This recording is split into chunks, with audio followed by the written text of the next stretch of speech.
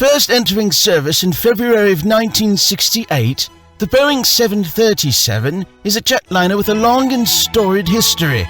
Storied because of its many iterations and some controversy, and long because it's a jet plane and the fuselage is long. Duh. The original 100 and 200 models could seat up to 130 passengers. In 1980, that glorious year, Boeing launched the 737 Classic line because the new 737 was universally rejected by consumers. It didn't taste as good. You see what I did there?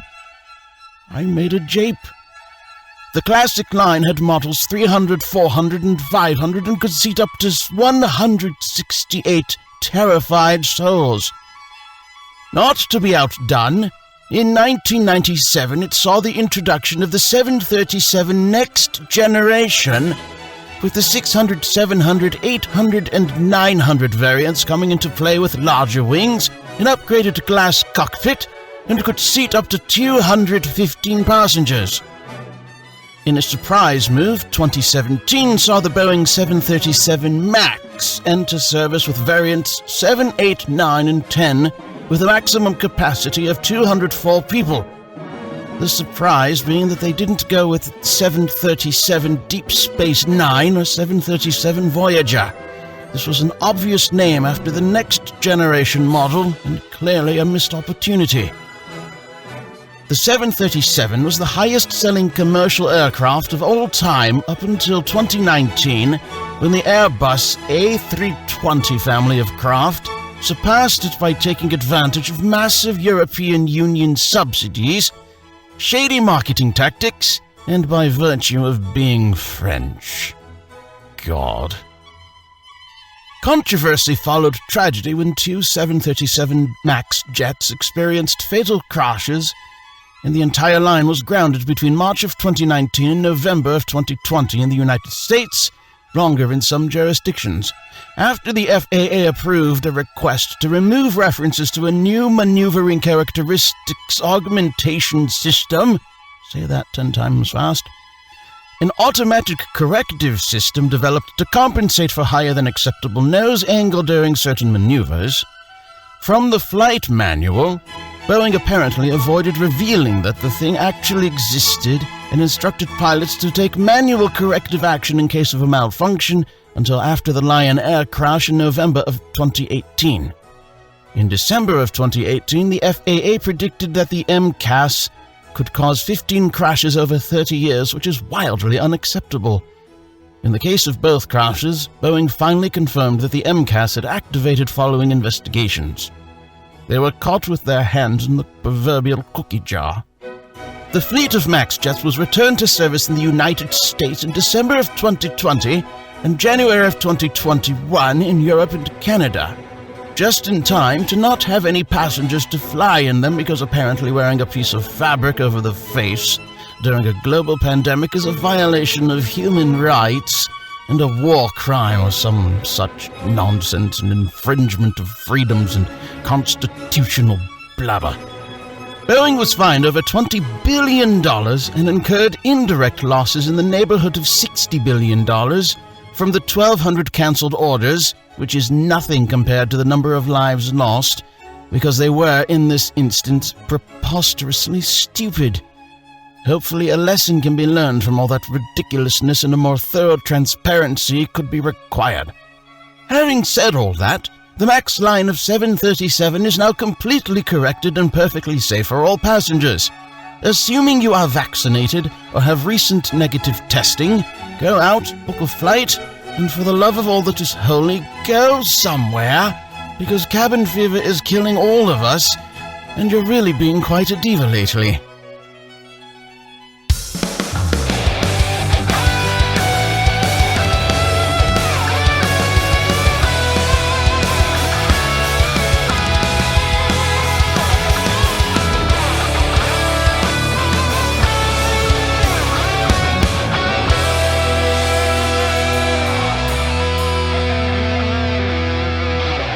What's up, everybody? This is the SML Podcast. I am your host, Joe. It is the countdown to the end of the year, and we've got a bunch of big episodes lined up. Oh, who's crying? I am. It's almost over. Oh, shut up. It's a joyous time. You get to get the hell away from us, but it is a party cast. Tim is here. Brooke is here. Pernell is here. Chris is here. How is everyone doing? I need a nap. I need a real nap. Yeah, I actually literally kind of dozed off for a half hour right before the show. Same. Should be the SML Napcast. No time for that. No time for that, because we have a guest joining us. Yes, joining this massive craziness party cast. Will Brierly of Snowrunner Productions. How are you doing, sir? Hey, doing good. Thanks for having me. It is good to have you. It's actually good to have you back. You were on our show many a year ago to talk about a little indie called Soda Drinker Pro. And now you are here to talk about another little indie that is kind of unique. Yeah. Retired Men's Nude Beach Volleyball League. Will, for the people who don't know what this game is, give us the sales pitch. Yeah, so it's, kind of a popular genre these days is a narrative beach volleyball game. And it takes place, in the kind of later years in life, and very kind of introspective game about, life and challenges and all the fun stuff that happens. So, and playing volleyball, of course. Oh, of naked. course. Naked volleyball. Well, exactly. The ref isn't completely naked. I was watching a stream the other night, and someone came up with a good theory that it's actually body paint, and I accept that as that works. I was just the lore. I was just gonna say that he's naked where it counts. That's what I was going to say. Yeah. There's, emotional, and you can be emotionally naked, but can you be emotionally nude? I don't know. Oh, maybe with the help of this game. Exactly. We're getting to the deep questions. Actually, I want to start off with the first question. This is a little bit of a throwback. The very first question I asked you in our first interview, I'm going to repeat in this interview. What the fuck did I just play? Yeah, this is it's a different one. It could be the prequel to Soda Drinker, or maybe it's the sequel to it. It does sit in the same world as it, so that is the Soda Drinker cinematic universe. Yes, a skinematic universe. Exactly. Are you naked in the freaking soda game too? You might be. I mean, you never see the player. Might be. Let's just say there's a hamper and a hanker for disrobing. Exactly. But that's actually, and actually I gotta check, so that I don't want to spoil how the games are connected, but they are absolutely connected. So if someone finds out how they are, then wow, they they're all the games have some sort of even I put out another one, part of the Dread X collection last year, called Rot Gut, and there's those are connected, and then another one called Find the Letter H, which is definitely connected, but yeah, so they're all kind of all part of a same world, which a lot of it is just being I kind of like making this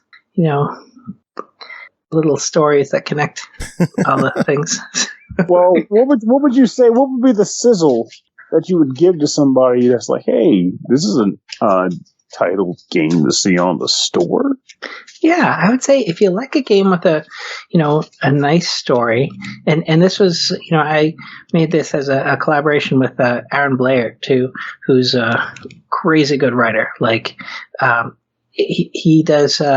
He also. If you've ever seen the Clueless Gamer segments on Conan, he does all those, and he wrote there's a short film called How to Lose Weight in 12 Easy Steps, and it's really good.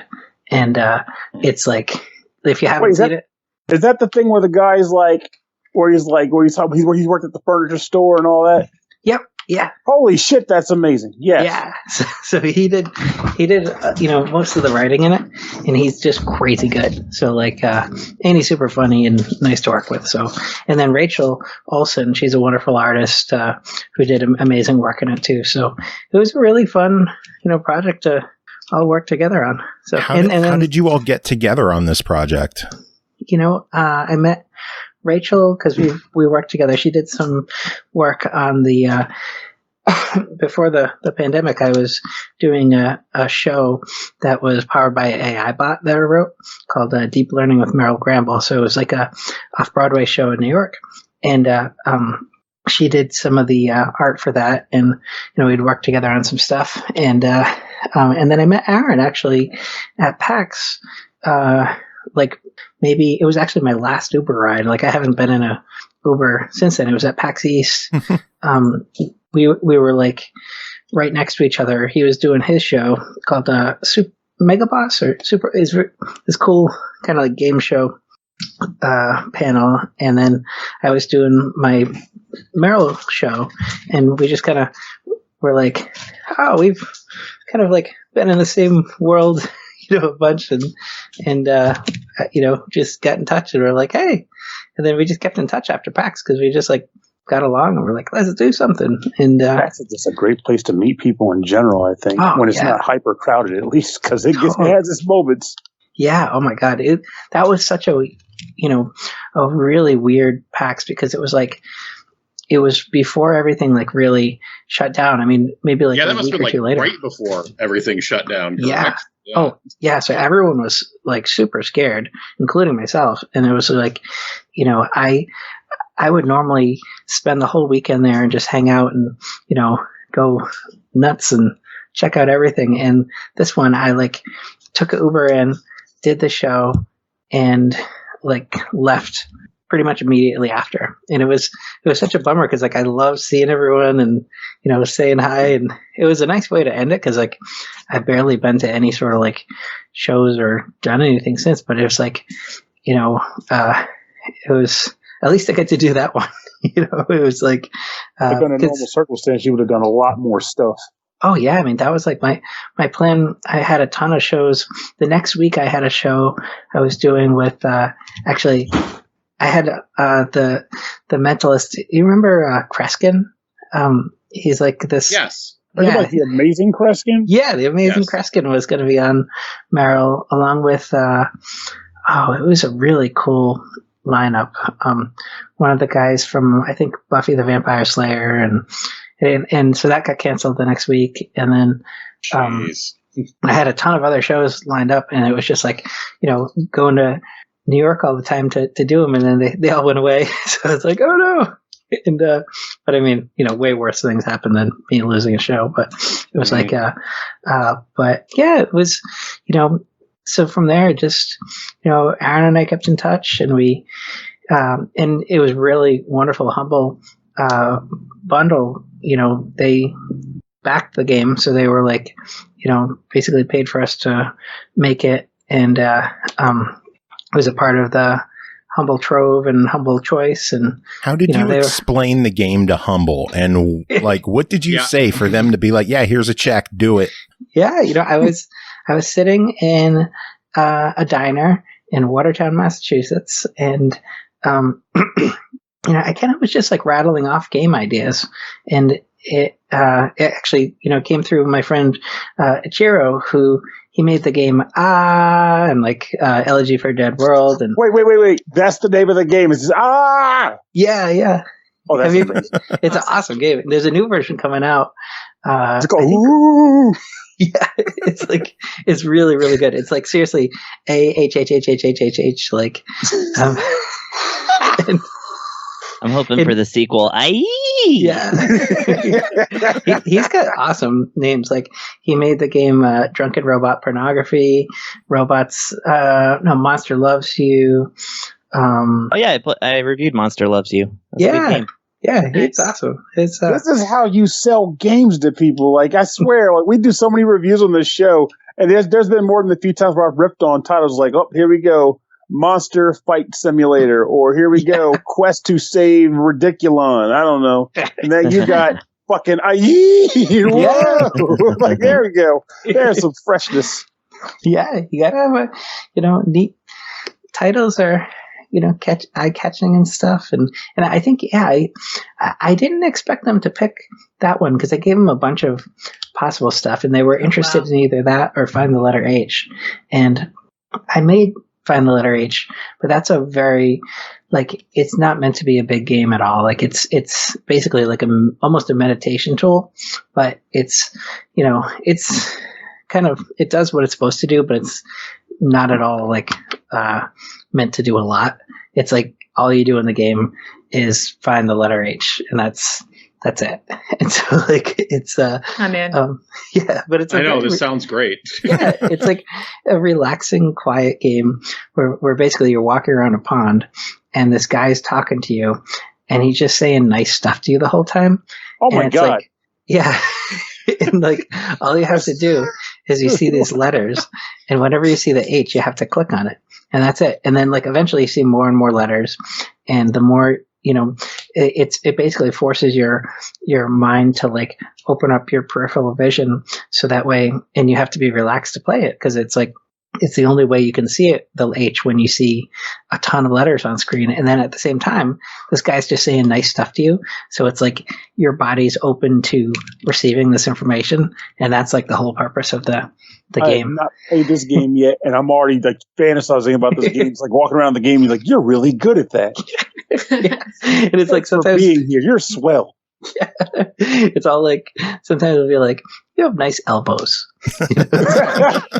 No one's ever said that to me. I take such good care of them. Yeah. It's and I originally, so I pitched mostly those two games, and then they were we want the volleyball one, and I was really impressed. I mean, they do awesome stuff anyway. They put out so many cool games, but I mean, that's kind of a risky title. And the whole time I was just so scared that they'd be we want to change it, but they never did. They were just we want to do this. And it was and it went through a zillion iterations. It took way longer than I thought. And I was working on it by myself for a long time before Aaron and Rachel and I started working on it. And without them, probably would have never come out because it's just I had an idea what I wanted it to be but it their ideas and input were so helpful and added so much to it. So it's really cool. How did the project change once they came in? Yeah, originally it was, there's a bunch of these sprites are in the game. You can unlock them, but there's a rotoscoped version of, it was almost what's that game? Where it's a silhouettes and you're kind of jousting and there's a worm. Nidhogg. Yeah. Almost kind of looked like that at first. And it was still going to be heavily dialogue based, but, I just couldn't get the look right. And then at one point it was going to be more just a straight up visual novel. And, I was there's too many of those. Well, there's not too many of them. I just if I'm going to do it, I don't think I can do it as good as those. So it's I want it to be its own sort then of. You're stepping into a different realm. Exactly. I can't be I can't do justice to the really good ones out there. So I want to just, it was and eventually we kept on playing with it, and Aaron and I would just brainstorm, a lot and just be all right, what are and I would say 90% of the game is all based on real stories of people that we know or stories in life. So it's all based on actual stuff, and it's without we kind of changed enough of it that is, protects the innocent. Exactly. Yeah. The most real part is the nude volleyball part, but these are based on actual nude bodies. Yeah, and there's the game takes place in Massachusetts, which is where I live, and I didn't realize until like maybe a month before the game came out on Humble, that volleyball was actually invented in Holyoke, Massachusetts. Yeah, and so learning shit on this show. Exactly, like not too far from where basketball was invented, and it's even before video games, they're making games here. It's like, but I was gonna do, and maybe I'll do. I don't know. I probably don't have time to do it this week, but I'll do something in Holyoke and pay some respect for the people who got us here. In the volleyball world. People who died to invent volleyball. Exactly. People who laid their lives on the line to make sure we could play volleyball today. Brooke, I know you put a lot of time into this game. You've been raving about it. Well, what are your thoughts on this? Like, what do you have to say to the person responsible for what you've been going through? Oh gosh, well, I was actually a little nervous when I heard the dev was going to be joining us here today. So super awesome to meet you. Like Chris could tell you, Chris knows me better than the other guys on the show. As soon as I started playing this game, I loved it. It's very exciting for me to maybe go on the record being like the first person to say that this game reminds me of Doki Doki Literature Club and Toe Jam and Earl at the same time. Whoa. That's an odd pair.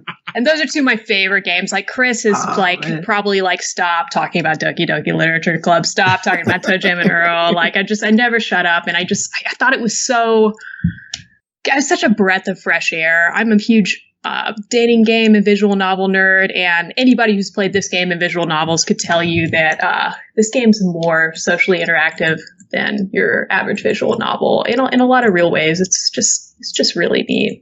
Thank you. I couldn't get it to work Friday night, and I was joking around with Joe. I didn't expect this game to be what it is, first of all, and I didn't expect to enjoy it as much as I did. So I was messaging Joe. I was like, man, I don't even know what my Friday night's going to be like now without these retired men's volleyball. Dude, he was like, you should play Soda Drinker Pro then. And I thought he was just kidding. And about 24 hours later, I'd done a little reading, and I realized Joe had been trying to throw me a bone. And let me just say, I immediately went and bought Soda Drinker Pro just to throw some money at Awesome. I just had such a good time, and I thought maybe I'd have time to play some Soda Drinker Pro before tonight, but I didn't. But I just, it's so exciting to hear that both games are in the same universe, because this is a really cool universe for me. This is right up my alley. Oh, thanks so much. That's awesome. Wow, and that's like the nicest comparison ever. I love Toe Jam and Earl and Doki Doki. So that's awesome. Those games rule, and I mean it's not like it's mechanically exactly like either of those games, but the influences are there without ripping either one off. Like it's just. Even the font, like from the first 15 seconds of the game, and the font that the ref's talking at, I was like, oh man, this is taking me back to when I was a kid with some Toe Jam. It's awesome. I love the Toe Jam and Earl, like the fonts and like those kind of like moving backgrounds, and the whole vibe of that game is really cool. Like it's such a. I like the sound, the digitized sound effect on all the voice clips in the game. Yeah. Did y'all play Papers, Please? That really reminded me of the effects they used in that one. That was all I do is just, and Papers, Please is awesome too. That's crazy good. Great. It's like one of those games that like I can play it, but it also bums me out so bad. Like, it's just like I'm like, oh, like, but I love a game that can do that, like that can like make you feel an experience. And I think like when you're doing things interactively, like it sets you up for a different type of like learning and things. And that's a great example of a game that does some powerful stuff. And but yeah, when I was doing the all like the ref stuff, it's just like short them up. And so I would like muffle it in my own voice, or like, and then I just put it through some distortion, and that was so fun. Like I did all the music in it, and it was cool because thanks. It was like I actually, my main instrument is guitar, and so I hadn't done a lot of like, kind of MIDI composing type stuff, and it was like really fun. I got to use like a lot of music theory and stuff that I learned in college to be like, oh, this is what I want to have happen here and stuff. And it was cool. Now, I know there's going to be a lot of people who listen to this interview without really checking out the game, and they're going to be really confused when they hear that we're talking about a volleyball game, but it's on the level of like Doki Literature Club. Like, how can you explain to someone what makes your game stand out from the rest of the nude volleyball games out there? Yeah, I mean, it's a lot like Dead or Alive Beach Volleyball. Basically, it's the same thing. We just reskinned it and put some older gentleman's skin on it. And I think the difference is that we've moved past jiggle physics, so exactly, we transcended. There's squiggle physics now. That's really good. We have a extremely realistic pacemakers you can see beating through the chest. But You can actually hear the arrhythmia. Exactly. But yeah, it's basically, I mean, there's some big twists in it, and I think we're going to be doing updates to it over time too, where like when you get to the end, I don't want to spoil the big twist, but like something happens, and there are other characters that are introduced and stuff, and I think there's going to be like a sequel that gets unlocked inside the game. Whoa. That's, so I think there's going to be some other stuff. Volleyball. Yeah. That's so cool, but this game's definitely deep enough to where that doesn't even surprise me to hear that. This game's wildin'. I want to hear more from you, Brooke, because I know you went into this like, oh God, what did Joe sign me up for? Yeah, I mean, I'm new to the show, and like I'm getting to know Joe, but I don't know him that well yet. So sometimes he tosses me a game, I'm like, what's really happening here? I was like, yeah, let Chris take this one. And if I had known, I would never have let Chris take this. I'm surprised that Chris wasn't like, you sure you don't want this, dude? Because this is I think I'm going to make a prediction here. I think this game is going to get talked about. You know how much, what was that pigeon dating game? I should know this. Had a full boyfriend. Yeah. You know how everybody was talking about that, whether or not you play visual novels, whether or not you play dating games. This is more widely played, I think, in my friends than Doki Doki. I think this game is going to be talked about like more than Had a Full Boyfriend. Like, and I hope it is. Like, I both. I love the idea of like kind of a funny, deeper social sim. I think this has more going on. Like, I think this could really be a cult classic. I'm imagining some t-shirts with like the ref on there. I don't know. I think I want a t-shirt where I'm Lynn. Like, I don't know, man. I really think this could take off. Actually changed the background, the banner image of my Facebook to a screenshot from this game. No way. The one, awesome. Yeah, the one where he says, "My life feels like a video game with a really weird ending." Oh my God, so good. I took a bunch of screenshots of this game that I was just going to be sending you, Chris. Like, I think it's got some gems. Whoa. Send them. After this, send me your mailing address. We actually made a custom volleyball sunscreen. Oh my Lord. Oh man, and no spoilers, but you're going to find out how bad you need that sunscreen when you're in this game. Yeah. Did any of you die playing the game? Because there's a way to die in it. I did not, and now I'm super intrigued. I didn't die. I was planning on doing that at some point. Want to die? There's only one way to do it, and I'll give you the clue on how to do it. Because a lot of time, there's just like a lot of things I'm learning from watching people play that like just needs some tweaks and stuff in the game and everything. But like when you're driving, and so this is, like a normal volleyball game. You drive.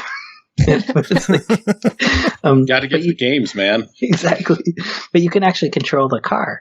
And so on the way to Seekonk, if you drive in the left lane for a while, it's pretty likely a car will hit you and you'll die. And it's like a really sad ending. I thought that was going to happen because I kept looking for it. And I was like, at one point I did pass an oncoming car. I was like, I bet I could hit that. That's the man. one. I messed around so much with the driving. I'm like, there's got to be something here. I was like, there's got to be some secret here. And like, I was like, it's either I'm missing it and that's really funny, or he made it to where you can control the car and there's never any secret and he's just laughing at me. And that's really cool too. I think just like over time, I want to just add in updates to it based on what I see people kind of doing too.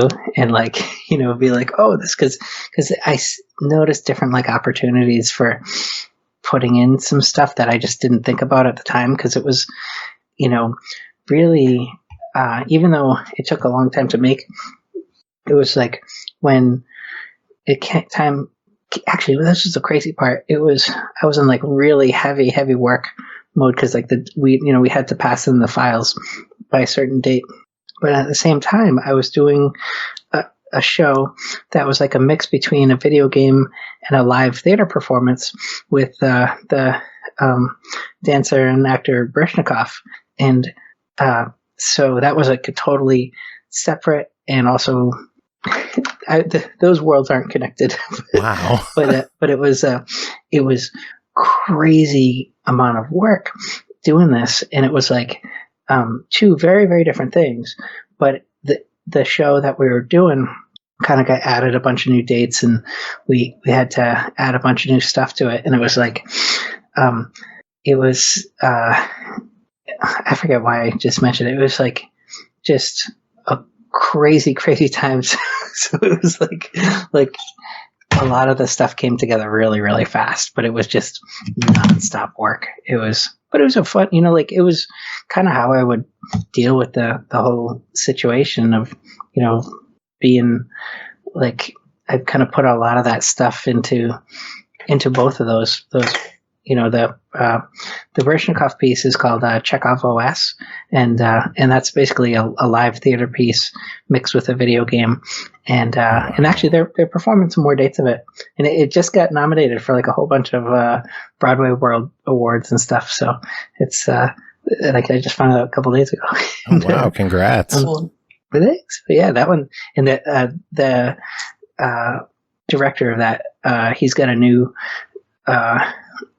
piece coming out that's really looks awesome. But they're called Arlequin Players. If I recommend checking out any of their stuff, and we made the Chekhov OS. I made the platform that runs it with him, so it was super fun. But yeah, it was like all these things. Volleyball and Chekhov. Like, I mean, the Chekhov one's super, like, both dark but also like really funny. And then I did the Rock Gut game, which was super dark, and Find the Letter H was like the total opposite of it. So it's been like crazy couple of years, just like really just all over the place. Yeah, and if you like volleyball, you might like Rock Gut. Have any of you played that one? Or I have not.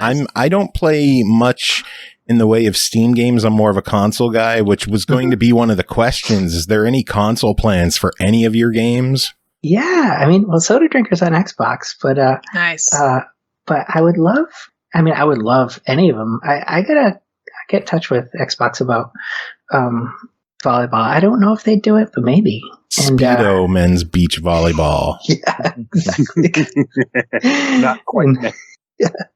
And Rock Gut, that was part of the Dread X collection. So it was like that one. There's 10 other games in it, and we each made our own version of PT, or kind of like a thing inspired by PT. So like a playable trailer, and it was super fun project, and like all of the other folks on it were awesome. Actually, one of the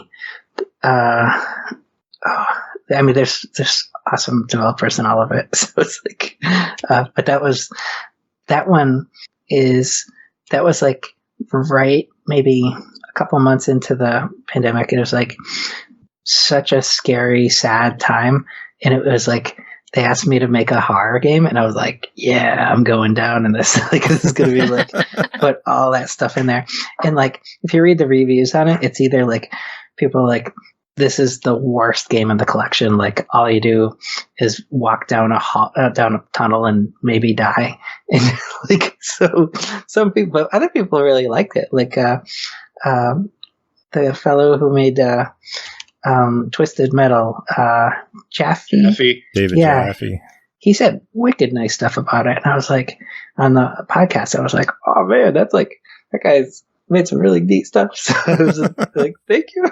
But I mean, it's funny reading the reviews on Steam. You know, some of them are just like, that game is, but you know, I don't know. Some people like stuff I make, some don't. That's fine.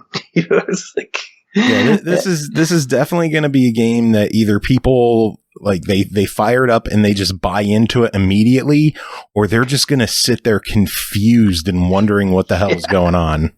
Totally. Because it's like if you go into it thinking it's going to be like really good volleyball mechanics, you'll probably be disappointed. You're in danger. Yeah. It's like, and like there's spelling errors and things in there, and it's like on purpose. So there's a lot of like you'll see like the ref sometimes his arms get stuck, and you know, like he looks like he has 4 arms, or you know. Yeah, I got a 3-armed ref at one point. Yeah. I love that was clearly on purpose too. Like there were some visual effects around the screen around the time that like extra arm of the ref showing up, and it kind of like it doesn't make it spooky, but it's just like that stuff's clearly intentional, and it's done with a really deft hand. Like all that stuff you might not notice the first time you're playing that game. It's not in your face. It's like a lot of the stuff, you know, and I guarantee there'll be, you know, people be like, the animations or whatever, you know, and it's like. But I mean, and that was the same thing with Rock Gut, where like, you know, there's parts in it that like are intentionally made to look like it's broken. It's like, you know, it's like sometimes I just like that feeling of like uneasy and, you know, like, cause I don't know. Something's wrong. Yeah. Like, when I had it stinks. Someone hacked the Soda Drinker website, and now it's like it's down. I gotta like, I have a backup of it somewhere, but like, I wanted the website of that to like make it look like you could get a virus from it, you know. Like, had like pop-ups and stuff, but now you probably can get a virus from it. No. So don't go check it out yet. Wait until the fake virus is there, not the real one. Yeah, but no, there's nothing on the website now. It's just, it stinks. I don't know why or how it happened. I just noticed it maybe like a month ago, and I just gotta put it back up. But it's been crazy, just busy, you know, just kind of putting the game out and everything. Yeah. Yeah. It's like making sure the ref's arms are messed up just in the right way. Oh, man. So what kind of feedback have you gotten for the game so far? I know I told you it needs volume settings, and I would love to turn off that CRT filter. That's just me, though. Those things always mess with me. Yeah, I think those are doable. You know, definitely. I mean, all that's doable, really. So it's like, but yeah, I mean, I think that's, what are other, you know, and I'm curious. One thing that I personally think is like, I feel like on one hand, I want the matches to like go faster somehow, but it's also like, it's if you're playing about the matches, and I think that's where there's like almost a little disconnect, because say in a visual novel, the frame is, this is just dialogue, you know? Yeah. And with a sports game, the frame is barely ever, this is just dialogue. You know? So it's like, I think there might be a little bit of a disconnect, but kind of curious to see what, you know, like I've seen decent amount of people play it and some reviews and stuff, and they've been, you know, the ones that get it really like it, and the ones that, you know, treat it like it should be this like super awesome controls and stuff, like, you know, they think it stinks. They're looking for actual volleyball game. Yeah, exactly. Volleyball in this game is terrible. Oh no, you're right. Yes. Yeah. It was the, you know, without spoiling anything, the person who made the volleyball game, was their first volleyball game. Oh. And first volleyball game, you already made him do a nude one? That's a challenge. Gotta start somewhere. Clothes come later. Yeah, you know, closer DLC. Exactly. That's Downloadable clothes. They get you those in-app purchases. You can buy pants for the ref if you just can't take it anymore. You're just going balls out with these purchases. I was joking with someone the other day about like putting in like a super gratuitous like nude mode or something. And it was like, but Dangling dicks and where to find them. yeah. How about jiggle physics? How about some wiggle physics? Here we go. No one stepped on that realm yet. Yeah. If you beat the game, you can unlock that mode because it makes it harder. Makes it harder to focus. Harder. Oh god. All right, we have found the bottom of the barrel. We have. Well, I know we've been chatting about the game for a while. Is there anything else that you wanted to talk about that we haven't brought up? Oh, I don't know. Let's see. Part of me wants to talk about exiting the game, but the other part of me doesn't want to talk about exiting the game because I don't want to ruin that for people. You know, I guess maybe just if you exit the game, don't press Alt F4 to do it. Do it through the main menu. Yes, Or very just important. Do it. Yeah, because that's something just worth to keep in mind. I don't want to spoil it. I think when you do exit the game, there's going to be stuff that like that's where some updates are going to come into play in later versions of it too. So Nice. I think there's some stuff we can play with there for sure. Oh, there was an idea I had this afternoon that I think I won't be able to have it ready for Friday, but I think it's 90% sure going to get in the game. And it's going to be long arm mode, where it's just going to be all the characters have like super long arms. Oh my god. The long arm of the Len. Yeah. Oh my god. I'm sold. Chris. That's so good. I'm sold. Well, speaking of being sold, when is it coming out? How much is it going to be? Give us all the details on the game. Yeah, so it's this Friday, December 10th, on Steam, and it's also available now on Humble Trove. And I think if you're a Humble Choice, you get the Humble Trove part of it. And and I think it'll be $6.99, but it's a 10% off on the weekend of the launch. So, but yeah, I'm excited. It's like I'm so curious to see. You know, it's just so nice seeing more people playing it and stuff. We kind of sent it to some folks on Twitch to play, and it's, I don't know, it's exciting. So I hope, you know, if you play it, you enjoy the game, and if you don't, that you play a game that you do enjoy.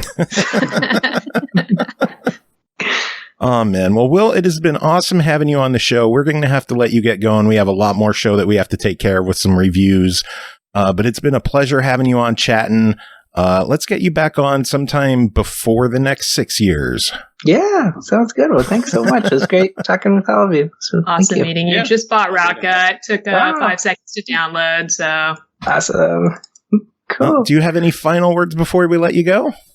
No, just say thanks again for having me, and thanks to everyone playing games and making games and doing all that fun stuff. So Congrats again. awesome. Thank you. All right. You have yourself a good night. All right, too. All right, I'll see you. All right, bye. Bye. Have a good night. What a lovely man. Oh, man, that was good stuff. It's such a weird game, and I don't think anyone is really going to understand until they play it. Yeah. I mean, if you're anything, Yeah, it's possible, though, because isn't that what happened with Doki Doki Literature Club, though? Yeah. I mean, people talk, like, what the hell is this game? It's like, you just got to play it. I can't tell you anything about it. Yeah, there are games like that where you just have to be like I was recommending Inscription to a coworker a couple weeks ago, and I was like, this is one of those ones where I just tell you, and you just buy it, and you just have to put all of your trust into me to let that happen. That's really it. So. And this is one of those games, and we'll talk about it. We'll give our review next week on the show. That way, it'll have time for it to launch. But we have reviews we got to take care of now. Are you guys ready to get into these? Let's do it. Yes. All right. First game to talk about tonight is called Chorus, developed by Deep Silver Fishlabs, published by Deep Silver, released December 3rd on Xbox One, Series X and S, PS4, PS5, and PC for $39.99. Should I read this slower, Tim? Are you getting ready? Everyone said they were ready except for me, and then I realized that I realized that I wasn't. I was like, oh shit, right, I'm first. I have to switch gears and get my stop dicking around over here and get ready to talk some game. Indeed. Take control of Nara on a quest to destroy the dark cult that created her, unlock devastating weapons and mind-bending abilities in an evolution of the space combat shooter. Along with Forspoken, her sentient starfighter explore ancient temples, engage in zero-G combat, and venture beyond waking reality. Tim, tell us about your time with Chorus. Oh my god, this game is... I bit off so much more than I thought I would be chewing with this game, which is what I get for just like very briefly looking up, skipping ahead in the trailer and being like, okay, yeah, that looks good. All right, yeah, sure. Whatever, Joe. Stop asking me about stuff. Yeah, I don't know. I was definitely in the middle of something when you were texting me about it, but it did look cool, and it turns out the game is pretty cool. Fortunately, it was just... yeah, so this is a fucking open world, like, third-person space shooter game, which is what really threw me for a loop. So, yeah, you know, at a glance, at the glance I took of this game when I agreed to review it, I was like, oh, this looks like a cool third-person space shooter game, possibly in the vein of, like, your old Star Wars, like, Rogue Leader, like Colony Wars, some old games from like 20 years ago that nobody remembers, except for us old fuckers. And yeah, what I got is part that, but also a game that takes place in the open world. So yeah, the game starts you off and gives you some backstory on your main character and where she comes from and the empire that she used to fight for and how she is now not part of that. And it's kind of a big info dump right off the bat, and I don't know if they just did that. Yeah, it initially made me think like, oh, did you guys like run out of time and have to like cut all this prologue stuff? Or now I'm kind of like, oh, they did it for pacing because there's still a lot of game to go after that point. But anyway, it drops you in. You know, some time has passed and you're out at the fringes of the star system, helping out some free people and just kind of defending them from pirates. And then, of course, the past comes calling and your crazy cult of religious fanatics that want to blow up worlds that don't join their chorus. That's where the name of the game comes from. I see there. Yeah, they will just... Yeah, if you don't join them, they just wipe your ass off the face of the galaxy. And I'm glad there was more after wipe your ass, because yes, there was a little delay there and I was worried. I had to swallow. Gonna need to fix that in post. Yeah. Nope. Nope. Make it longer. Nothing wrong with a good old pregnant pause. So, yeah, you play like all the parts of the game that you control. You are in your ship. So you will be, after you get past kind of like the tutorial mission, you are dropped in to this the game is broken up into like kind of different large areas that you will fly about in your ship. So like all your gameplay takes place in the ship. Like you flying around, when you go to like talk somebody, you are like flying up to their space station or their ship and you are pressing talk and then accepting the mission. The only time when she is out of her ship is in cutscenes, but otherwise it is 100% in a ship. The game, I think, looks pretty fantastic, at least on PS5. Like the spacescapes that you're visiting just look really, really nice.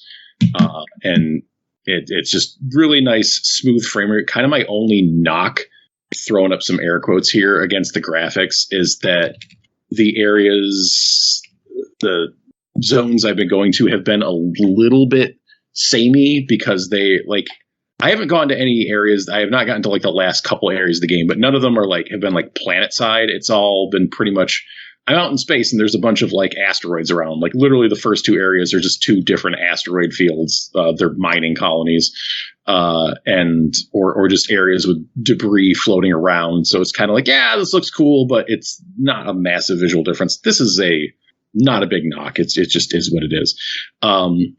So you are in your ship and you are flying around and you are engaging in space combat, and you get yourself, your ship is loaded out with eventually, well, for starters, a Gatling gun.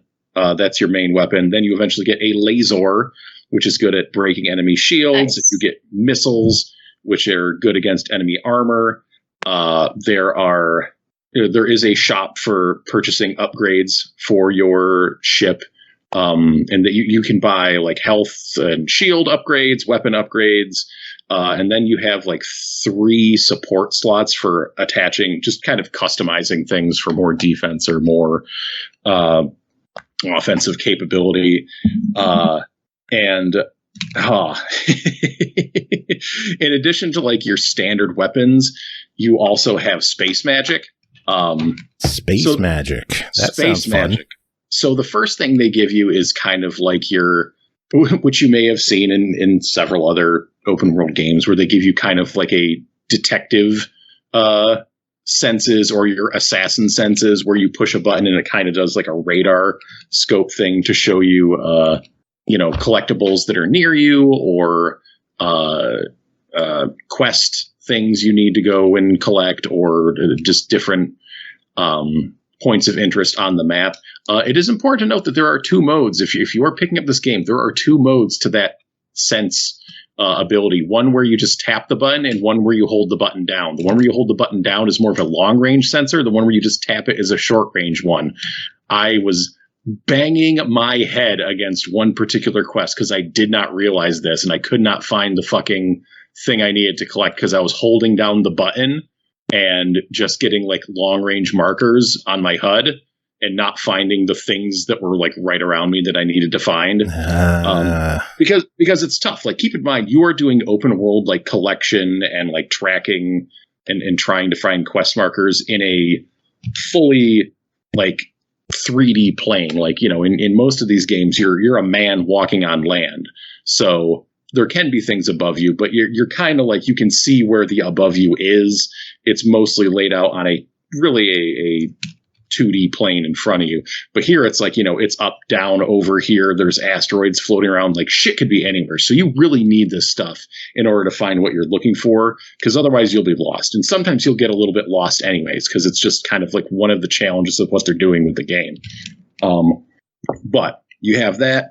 The second space magic you get is freaking awesome, because basically you get a enemy ship in your sights, and then you tap the button and you teleport right behind them. That sounds handy. Oh, you light them the fuck up. And it never gets old. It's great. And it seems like it's overpowered, and against like kind of lighter ships, it is. But there are other ships where you'll teleport behind them and they have shields behind them, and then they'll just turn around and suddenly you're just sitting behind a ship that's not moving and it's blasting you in the face. So you do have to be careful. And you get a couple more later on in the game, which, I'll leave the surprise, but there's cool stuff to be picked up later on as well. With your ship itself, along with, you control, like, your left stick controls kind of your vertical and horizontal axis, like without tipping the ship. So it's like if you were basically, your dodge is on the left stick, or if you're just like doing micro adjustments to your ship as it's moving forward. Well, actually, no, you push forward and then you go forward, you pull back, and that slows you down. And left and right will have you do a barrel roll. And the right stick is what you use to kind of pitch your ship up and down through space, or left and right, and actually maneuver. So you're using both sticks generally to maneuver your ship around. You eventually get, like, once you get your aforementioned ship, Forza, you get, not Forza, but Forza, you get this drift ability where, like, you'll be boosting and then you let off the boost and you hold down L1 and push on the direction, and you'll kind of like slide around through space, which is a way to do like quick turns. And or if like there's like a capital ship you're attacking and it has like an array of things you need to shoot on one side of it, you can kind of like boost at it and then let off, and then hit the drift and turn. So you're just kind of flying sideways across the side of the ship and, shooting the targets along the side. And then like you pick up your speed again once you've blown them up and you fly away. And if that sounds cool, it's that it is. But it is there. it is difficult to get a handle on, but you when you get it, they kind of make you figure it out. It's just like some tricky button combinations to get the hang of, but eventually, I got it and I was doing it. It is something not to be glazed over, but this game does it lets you do cool shit and feel cool doing it. Like teleporting behind enemies, like sliding along the side of capital ships. Like they have larger ones where you have to blow up a certain number of like shield, whatever ding dongs around the outside to expose the core. And then you fly inside the ship to blow up the core. And then you have to fly out of it before the core explodes. Like I've had dog fights around like, space stations and stuff where you are like literally like weaving around the structure, like chasing an enemy through it. And it's like, man, this feels really cool and also looks cool at the same time. Like this is good stuff. And on top of that, there's like a really good, once you get going, it kind of takes like maybe a few hours. Like early on in the game, it's pretty much just you're facing basic enemy ships and some of them have shields. Oh no. But like once your ship gets a good number of abilities, then they really start ramping it up with enemy ships that have different abilities that you have to watch out for. Like one has a lock-on like railgun and you have to do your dodge right before it goes off or you're going to get fried. And like other enemy ships that are like, will just try to ram you and have heavier shields. So there's good variety there. Most of the quests, as you're going through the world, like the side quests and stuff are pretty standard. Like go here, look for this thing, go here. Oh, there's some enemies I have to shoot. It's like one of those two things, but that's fine because it's all pretty fun. And like, even though it's a large map with a lot of ground to cover, you can actually cover it relatively quickly. Your ship has kind of 3 different speeds. There's just like a pretty slow one where that's if you're like just using the stick.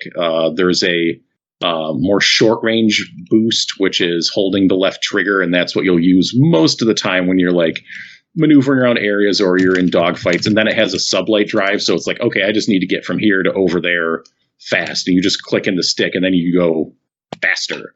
And it really you get there pretty quick.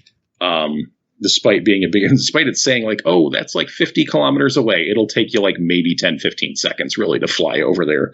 So it keeps the action moving. Yeah, it doesn't like make traveling around like a chore, really. You're not just spending a minute running, flying from point A to point B, unless you're really far away from point B. Yeah. Well, speaking of spending, they're asking people to spend $40 on this one. What do you think of it? Hey, I'm asking you to let me finish my review, boy. Oh, shit. Oh, no, God. There are... Fight. That was BOI, boy, by the way. Blood in the sand. 50 Cent. No, there are some like kind of rough edges to the game. Just like I mentioned, some hard to find objects. Like there is some awkward story beats. I've seen people online. Some people seem to just absolutely hate the story. Some people like it. I've seen more people that just like, oh my God, well, the game's good except for the story. Like, I think the story is interesting. I'm not saying it's the hottest banger of a story I've seen in a game, but like it has some interesting lore and, stuff going on that, I don't find it to be, it's not like ruining my experience, and I'm not like mashing my way through cutscenes. Like I want to see what the game has to say, even if sometimes it's like a little bit silly. Your character, and the game is fully voice acted, by the way. Your main character will like whisper her internal monologue, which is kind of funny to me sometimes. And she talks a lot. Like there is a lot of dialogue and story in this game, but it's just funny sometimes when you're flying around and she's just like, oh my God. And then this, and I did, and I killed all these people. And it's just like talking to herself. But yeah, lots of side quests and collectibles and stuff to do. It's a pretty beefy game for. Okay, now you can go, Joe. For $40, what are you? God damn it, Joe! That was a no. Yeah, for $40. I think this is a definite buy it. It is, it's one of those. It is a quote B game, which you don't see all that much of, that are like a little bit cheaper. They're a little bit rough around the edges, but I feel like they do some really cool stuff that make them worth checking out. Like I feel like if this game was just reskinned with Star Wars and cost like $30 more, people would be all over it. Wow. Like dead ass. Like I think people would be loving it. Like if it was a full price next gen game, which is $70, but $60. Yeah, no, I think people would be picking it up, and well, they would also be more judgmental because it's Star Wars, but still, the idea is, yeah, I think people would pay more for the gameplay contained within, and it should definitely be checked out. Nice. For sure. I might have to pick this. Kind of game. This one's been on my wish list. I was kind of like hemming and hawing over it, but knowing that it's open world and that there's just so much to do, I think you sold me on it. It's fun. I had not even heard this game before you asked me if I was interested in playing it. So this is totally out of left field for me. And nice. Yeah.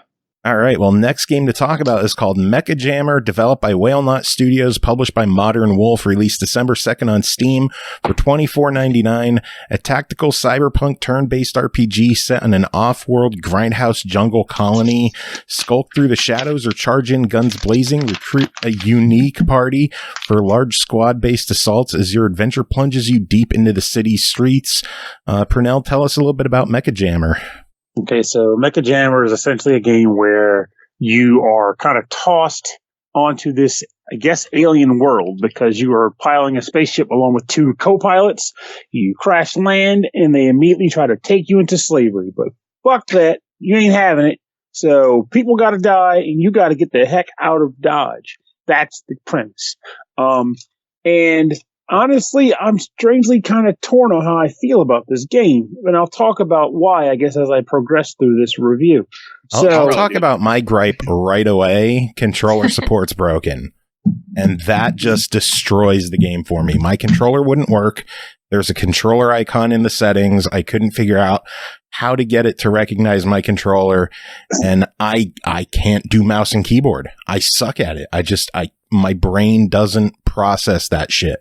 For me, normally I'm not a mouse keyboard guy, but given the nature of this game being that, Fallout 2-esque in that sense, it's a turn-based RPG. Like in that regard, since it's not Twitch related or anything like that, I'm generally okay with working with it. Though I will add something in regards to that as I progress. But I can see if this was like something more action based. But since it's not, I was like, okay, I wanted a controller, but I mean, they need to add it because the icon is there, but it wasn't something that it wasn't a deal breaker, at least going in. But when you start the game out, you have to pretty much build your avatar up. You get like a number of like facial profiles and the like, and it's similar to Fallout also. I'm mentioning that specifically because I'm pretty sure they were hoping that was the sort of like classic gameplay that would see this game and go, yeah, that's my jam. But you can like pretty much like customize your character using under something called virtues and also something called studies. Think of those as your perks from Fallout, and also just like general, character concepts that are used to build what your stats will be. How much noise you make when you walk, how much health you get, how quickly your health comes back, a yada. And the perks element, that's for more so virtues, but the perks element is how how proficient you are with various abilities or just things such as one-handed weapons or guns, or the case of my character, which I kind of regret, but hey, it's my guy. I do what I want. I went with pretty much hacking and like chemistry related stuff. I was so about, I'm going to have this science guy. What a dumb idea that was. Because I'm getting that ass wrecked all over town and back. Because another element to this game that works out is when you're exploring the world, it was designed in a way where you were supposed to be able to recruit companions to come along with you when you come across them. And they make it a fairly simple process. You walk up on a guy, damn near any guy, and you say, I want to charm this guy. And then they do a roll check. If you succeed, you charm them. And if you fail it, you don't. And it's interesting, though, because it's very rare, if ever, that they really penalize you for failing on the roll check. It's just like, come on, no, come on, no, come on, no. Just keep doing it until maybe you succeed. But I got bored and stopped simply because I didn't put anything in the social because, lab guy. So obviously I don't think the odds of me charming anybody was in my favor. So that was a loss on me. But as you're exploring the world itself, you're running around, you are looking at terminals to try to hack them to activate switches and bridges and doors. And it's interesting how this game does that, because in a lot of games of this caliber, you will have to, they usually have a note section where when you select something or you learn something, you just press a button and go to the menu, and it just updates your quest willy-nilly. So you just got to roll down and say, this is where I last left off. Boom. But in this game, you kind of can't, because there's a book and they expect you to take your own notes. So another bit of retro mania there. Some will like it, some won't.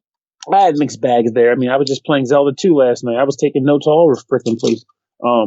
But essentially, there's no hand holding in this game, essentially. You'll come into it ready to flop if you can't hack with it. Dude, I couldn't even hack the tutorial. And I think there may be a partial reason for that, too, which I should mention now since you said it. I feel like the controls got a little better as I got into the main game, though there's still some issues. But the controls are kind of finicky sometimes. So it's a click and move. So you click on a space, you walk to it. And if you need to jump, because there's a jump feature in this game, you have to hold the shift key, use the mouse to land on a spot, and click there, and your character's supposed to make the jump. In the tutorial, that thing barely, if ever, worked. I was struggling to get my character to leap into pits or into a little circle, and then out of the circle and across the way over the fence. Drove me freaking nuts.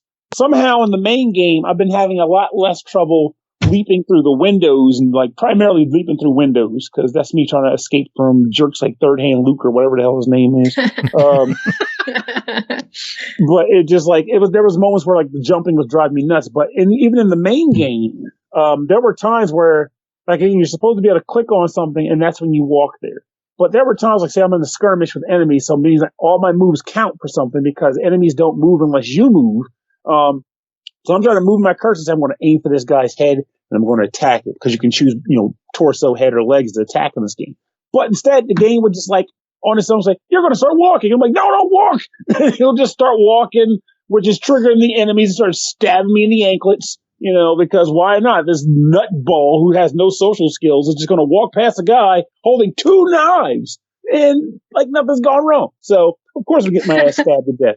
So it drove me nuts that I had to stare and do why is this happening? Why is this happening? I should not be moving like this. But in the event that doesn't happen, I'm actually okay with the combat too, if that's not happening, because there's a sneaking mechanic where you can hit the sneak button and you kind of creep around and you make a certain amount of noise, and enemies have vision cones. So they're skulking out trying to find you.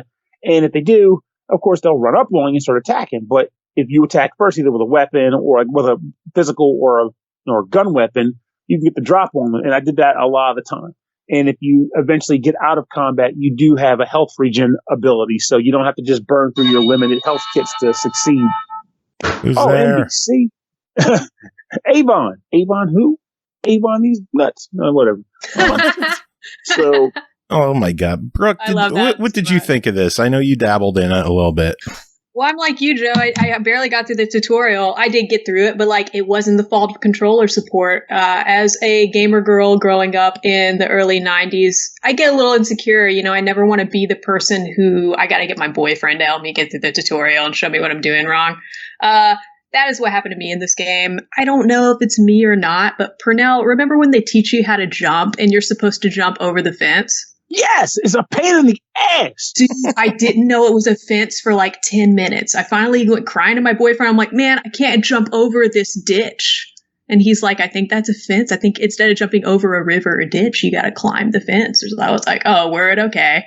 So I tried that. Turns out you don't have to jump over the fence either. The door's open. I just had to walk over there. So I was just jumping on the other side over and over again. Then they're like, oh, okay, now we're going to teach you how to jump. I'm like, what the fuck was I just doing then? Being very excited. They're like, you got to jump through a window. I didn't like. I felt so dumb and I felt like so old. I'm like, can I not see? It was a little dark and grainy for me, even when I turned up my brightness. Well, it's good you say that because honestly, no, you weren't dumb at all. Well, normally you're not dumb, and you're not dumb in this instance either. But normally you're not. Normally I'm not dumb. I covered both cases, Joe. You bite me, try to get me in trouble. Because I feel like the visuals in this game make it tough to decipher sometimes what's a door and what's a window. And you might have been like, is that even a freaking window or is it a cabinet? It's the window inside of the door, the first one you come across. So then, I turn up my brightness. It was a little hard for me to tell what exactly was going on. And then sometimes I thought, I just need to practice jumping more or something, and then I'll be able to get through it. And then so after all this trouble with the tutorial, I actually went to check out if the game was already out yet, because I figured, it must be in beta or something, because the tutorial really doesn't hold your hand. And I understand that this game is supposed to be bringing back the charm of games that don't hold your hand. Like you mentioned, Pernell, like you're supposed to be taking your own notes. You're not just clicking stuff and have it added to a quest log. And I remember really enjoying games like that and kind of missing games like that. But yeah, I'm too old for shit like that.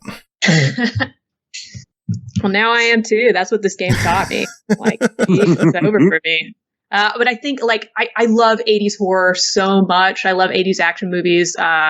John Carpenter's my favorite director. The whole aesthetic of the game is really, really doing it for me. And I think it's awesome. I just think maybe they overcommitted to the aesthetic a little much with these graphics. Maybe it's a little too dark and grimy, and then we can't see windows or something. I don't know. That was just my take on it. Trust me, I can tell you right now, as going beyond even having dabbled more in the city stuff outside the tutorial, trust me, the visuals don't get better and the deciphering stuff. And I should add one more thing too, which is that there is shadow play involved in this game, which is both great and also bad. So yeah, LOL. Shadow play. So in this game, stealth is your friend. And as you are moving through the game, you'll come across dark zones that you can kind of skulk into. Shadowy zones. When you hover your cursor over it, the hand will turn purple, which indicates if you're in there, no one can see you. However, addition to that, normally that's cool, but they also decide to do a thing where lighting plays a role in the space you can see. So if you're standing outside of a door and you open it, the door swings open, you can only see that immediate cone going from the entrance to inside the room. So you might be thinking, okay, well, I could just, click somewhere in the black space and I'll just walk in and the room will light up. And while the second part does happen, the first does not. Instead, you have to click in the small lit section of the room, then the next small lit section of the room, and then eventually maybe you can click into the full room. But there's a weird level of tedium to that. Just let me go into sneak mode, click a space in the room, and just illuminate it as I walk in. Don't make me would help with that. Piecemeal click. A controller would do. Goddamn right, a controller would help with that. I will say though, I would not be shocked, given the nature of this game, if controller support would still even be you using the thumbstick to move a cursor, because by design of the game, there's no. It's not really designed around the idea of walking up to a thing and pressing A. Now I'm opening it. It's all that clicky shit. Even I feel like the thumbstick would just be a cursor. If they can change that, that would be good for a lot of people. Though I wager also when you start dealing with controlling your minions and stuff, that might become a bit rough because you're not going to want to right bumper to every minion to move them or anything like that. You're going to want to be able to say, go there, muckhead, and they're just going to do their thing. So while controller support would be nice, and I would have preferred it myself, I would not be shocked if controller support in this style of game would still be moving a cursor, not moving the player character. Oh, that would be disappointing. But the game's $24.99. What do the two you think? I got to add one last thing. I'm sorry. We can't jump into it just yet. Jeez, Joe. Tim's Come like, on. God, I'm 0 for 2 on if you guys are done with. I fucking quit. The show's been going great.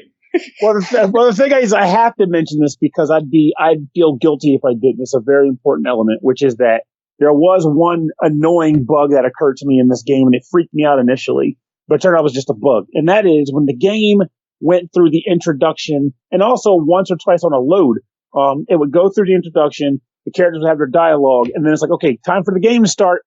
And I'm like, okay, now I just got to move my guy, but my guy won't move. And I moved my guy, and I couldn't do anything. I had to actually, exit out and reload my file to get my character to start to actually activate the movement. Like, once I did that, I could move, but that initial start, I couldn't do anything, and I didn't know why. It freaked me out. And I don't know if that's happened to anybody else, but it's worth noting just in case this is a situation that might be based off of, maybe a dip switch in the game or something. Yeah, I use old terminology for arcades. Shoot me. But something in the game that might have triggered it from how my experience ran out. So, can I ask Joe, what you think for $25 now? Am I allowed? You're allowed, Joe. We still think you're good. No, you don't. Yes, you're right. You're a piece of shit, but we love you.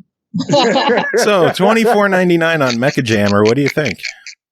Honestly, I think it's at least a genuine try. It's not going to, win any woo you this the awards for the visuals in that sense, because we were talking about before, there's some trouble deciphering things here and there. But I can definitely see the charm in the game as I was playing through it. Trying to bribe homeless people with 10 waterlooms, wherever the currency is, and failing, that kind of thing. I felt enjoyment in the game once I got past, just some of the initial hurdles I had. So it's definitely at least on the try scale. Brooke, any thoughts? I think this game is a lot of people's shit. Like Pernell said, they're really trying to channel and attract the Fallout 2 fans. I think that this game could make a lot of people happy. And for this price point, I want to say buy it if it sounds good to you. But like Pernell said, I think there are some serious bugs. I was reading earlier today. I didn't get to play any more today, but I read that I think on the 5th or 6th, they patched a ton of bugs already. If you look at the reviews on Steam, most of the negative reviews are just hey, I really, really want to like this game. It ticks all my boxes, but it doesn't work right yet. A lot of those reviews have already been edited to be hey, it was either the 5th or 6th. They changed what I hated, but I think with some more patches and maybe a little tweaking, this is a definite buy it. Otherwise, it's a try it, like Pernell said. I'm glad you two enjoyed it. I wasn't feeling this one that much, but oh well. Next game to talk about is Deer Simulator, your average everyday deer game developed by Gibier Games, I don't know, whatever. Published by PLAYISM, released November 23rd on Xbox One, Series X and S, Switch, PS4, and PC for $19.99. Deer Simulator is a game in which you take on the role of your average everyday deer. Use your stretchy neck, your stabby horns, and everything a deer has in its arsenal to tear through the city, frolic and play with the other animals, or decimate the city till there's nothing left in this slow life town destruction game. Tim, what the hell's going on here? I'm not sure if the person who made this game has ever I don't know how much they know about deer. Oh dear. But it says, you mean a deer doesn't have a stretchy neck?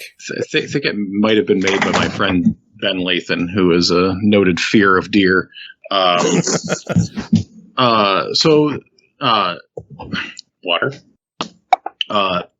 Deer. So this game is a mess, but that's kind of the point. This game is just a fucking disaster, but that's the idea. You play as the titular deer with your deer powers, such as, I don't know the whole deal with the stretching of the neck on the deer. I don't know why that's a thing, but it is a thing. You can stretch out your neck to grab onto cars and trees and people. That could be described as a core mechanic of the game. You can attack things with your hooves. You can run, and when you run, you get up on your hind legs, and your arms your front legs go to the side, and you just you run along like a man, very fast, and you can use this to grab people and throw them. You can.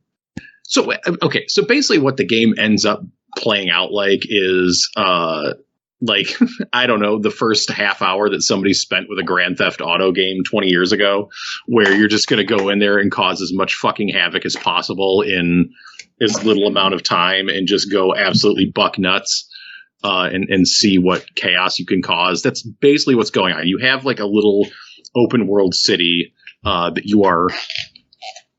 you can rampage around in. And the more you rampage, the more your star rating goes up and the more dangerous enemies come after you. The first wave of cops is sheep cops. Then they send out the cop car, which is like, if you would imagine like a hermit crab, except the shell is a police car and the crab is a polar bear. That's what that is. And yeah, and it escalates from there, and your deer, as deer can and are wont to do, you can find guns and replace your antlers with guns and have guns popping out of your neck. And this is like the least of what goes on in this game. It's really a game about, it's just so freaking weird. And watching physics. Did I mention you can hijack vehicles? Because yeah, you can hijack vehicles and drive. I don't really feel like you're driving them so much as you're like omnipotently commandeering them with your deer brain. Yeah, commandeering. You can't. Yes, exactly. No, he's right. Why? Nah, he's right. No, he's right. I said the word. Yeah, and just plowing over people in the street, crashing into buildings, causing chaos, and again escalating. And the game. This is not a long game from beginning to end.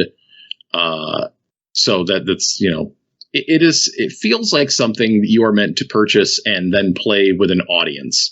Like you're having friends over and you want to be like, look at this nonsense, or everybody sits down and takes a turn with the deer, or you're a Twitch streamer and you want to, it is something that is to be enjoyed with people. Played by yourself, you'll get some laughs out of it, but it's short. And the laughs will be gone. But then of course you could just get the achievements, all the achievements pretty quick as well. Which I know that has some great appeal to certain people on this podcast. Oh God, yeah. But yeah, it is a weird, busted mess. Like there are, I want to say issues with like collision detection and whatnot, but it's kind of the point, right? Like it's kind of the point that you're going to grab onto objects in the environment and throw them, and just clipping disasters will take place. It's like if you're playing Goat Simulator for legit goat simulation. That's not what you're getting in this game. No. You are not here to live the life of a deer. No. It's an island city. I don't think a deer would ever be there. And I'm not a deer expert. I used to get deer in my yard till I put up a fence, and now they can't get in anymore, which is good. Yeah, sometimes, and like I live, it's not far from like the city, and just like, yeah, I'd have deer in my backyard, and they did not have stretchy necks nor guns. Well, that's a letdown. But again, this is Deer Simulator, not Deer Simulator. So this is simulating what it's like to be a deer with 5 E's in it. I counted. So yeah, if you're looking for a disaster of a game to play with some friends and have some laughs, this deer has got your back. For your buck. Well, see, now I got to the end of the review before Joe asked. It's $20. What are your thoughts on it? $20. That's quite a bit. This game isn't very long. You know what's good though? It's on Game Pass. Oh, there you go. The old. Yep, you should be subscribing to Game Pass. Yeah, no, honestly, like $20 is probably too much for this game. I'm sorry.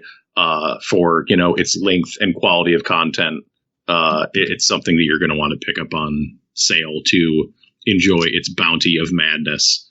But I feel like for $20, you should probably be spending your money on something maybe a little less intentionally ridiculous, like Game Pass and busted. Yeah, like Game. Yeah, buy yourself a month of Game Pass for less than that. Play DEEEER Simulator, and then after the hour's up, play something else on there that's play Forza. that catches your. Yeah, you could do that. You could play, Unpacking. That's a delight. Unpacking is really good. Well, yeah, very enjoyable. Yeah, I got a number. What did you say, Pernell? You didn't come through at all. I said I need to start Unpacking. You should. It's a really good game. Yeah, I played it. I played it on Veterans Day, beginning to end. The whole game? Damn. It's not long, but it's fantastic. What if they'll scratch my Wilmot's warehouse itch? It might. Yeah, it is about organizing and putting things away. Oh, shit. It's beginning. Oh, shit. DEEEER Simulator will not, though. No. Get back to that. That will not scratch that itch. Sorry. All right. Well, Tim, that is it for you. Yes. Very good. Night, Tim. Thank you. Yeah, I sleepy. You sleepy? You go night-night? I teepy. I need to go night-night. I'm tired. Onward to Slumbrosia. Oh, that's a great word. All right. Well, I bid you all good night before Joe can ask me for final thoughts. Bye. Final thoughts. Bye. I'm not saying a fucking thing. So for $24.99, what do you think? I'm what do you not think saying of a fucking next game to talk about is Happy's Humble Burger Farm, developed by Scythe dev team, published by tinyBuild, released December 3rd on Xbox One, PS4, and PC for $19.99. Congrats, you're hired. Serve customers and maintain Happy's Humble Burger Farm restaurant alone on the overnight. But be careful, things fall apart if you mess up. After work, head home and keep your eyes open for a way to escape the barnyard buds and their fast food fever dream. Brooke, what's going on here? Ooh, this game is nuts. This game was crazy. I had quite a time playing this. This is a fun one for me to play. It was a weird one for me to play, especially given that I didn't pick it out or know anything about it before Joe slid me the code. This is an open world, first person, fast food cooking and life simulator horror game. So just a couple That's of minutes. a lot of stuff. Couple seconds for that to sink in. So yeah, this was nuts for me to load up because for those of you who haven't been paying attention, when SML Podcast account on Twitter makes a post about Tuesday nights, I go by McDonald's Goth Online. That's like my whole online identity is basically horror, fast food, specifically burgers, and JoJo's Bizarre Adventure. So this game got 2 out of 3, so that was pretty creepy for me. It hit me really hard. And Chris here has known me forever and knows that I actually have a long and storied history of working for different fast food restaurants through my teenage and young adult years. I've worked for Taco Bell, Arby's. This guy knows what I'm talking about. Hardee's, Quiznos. Those are just the fast food restaurants. I've got well over a decade of service industry under my belt before selling out and going corporate last year. Nice. Let me tell you, this may very well be an atmospheric horror game that is fantastic with a really great sense of humor. But it's a very realistic simulation game.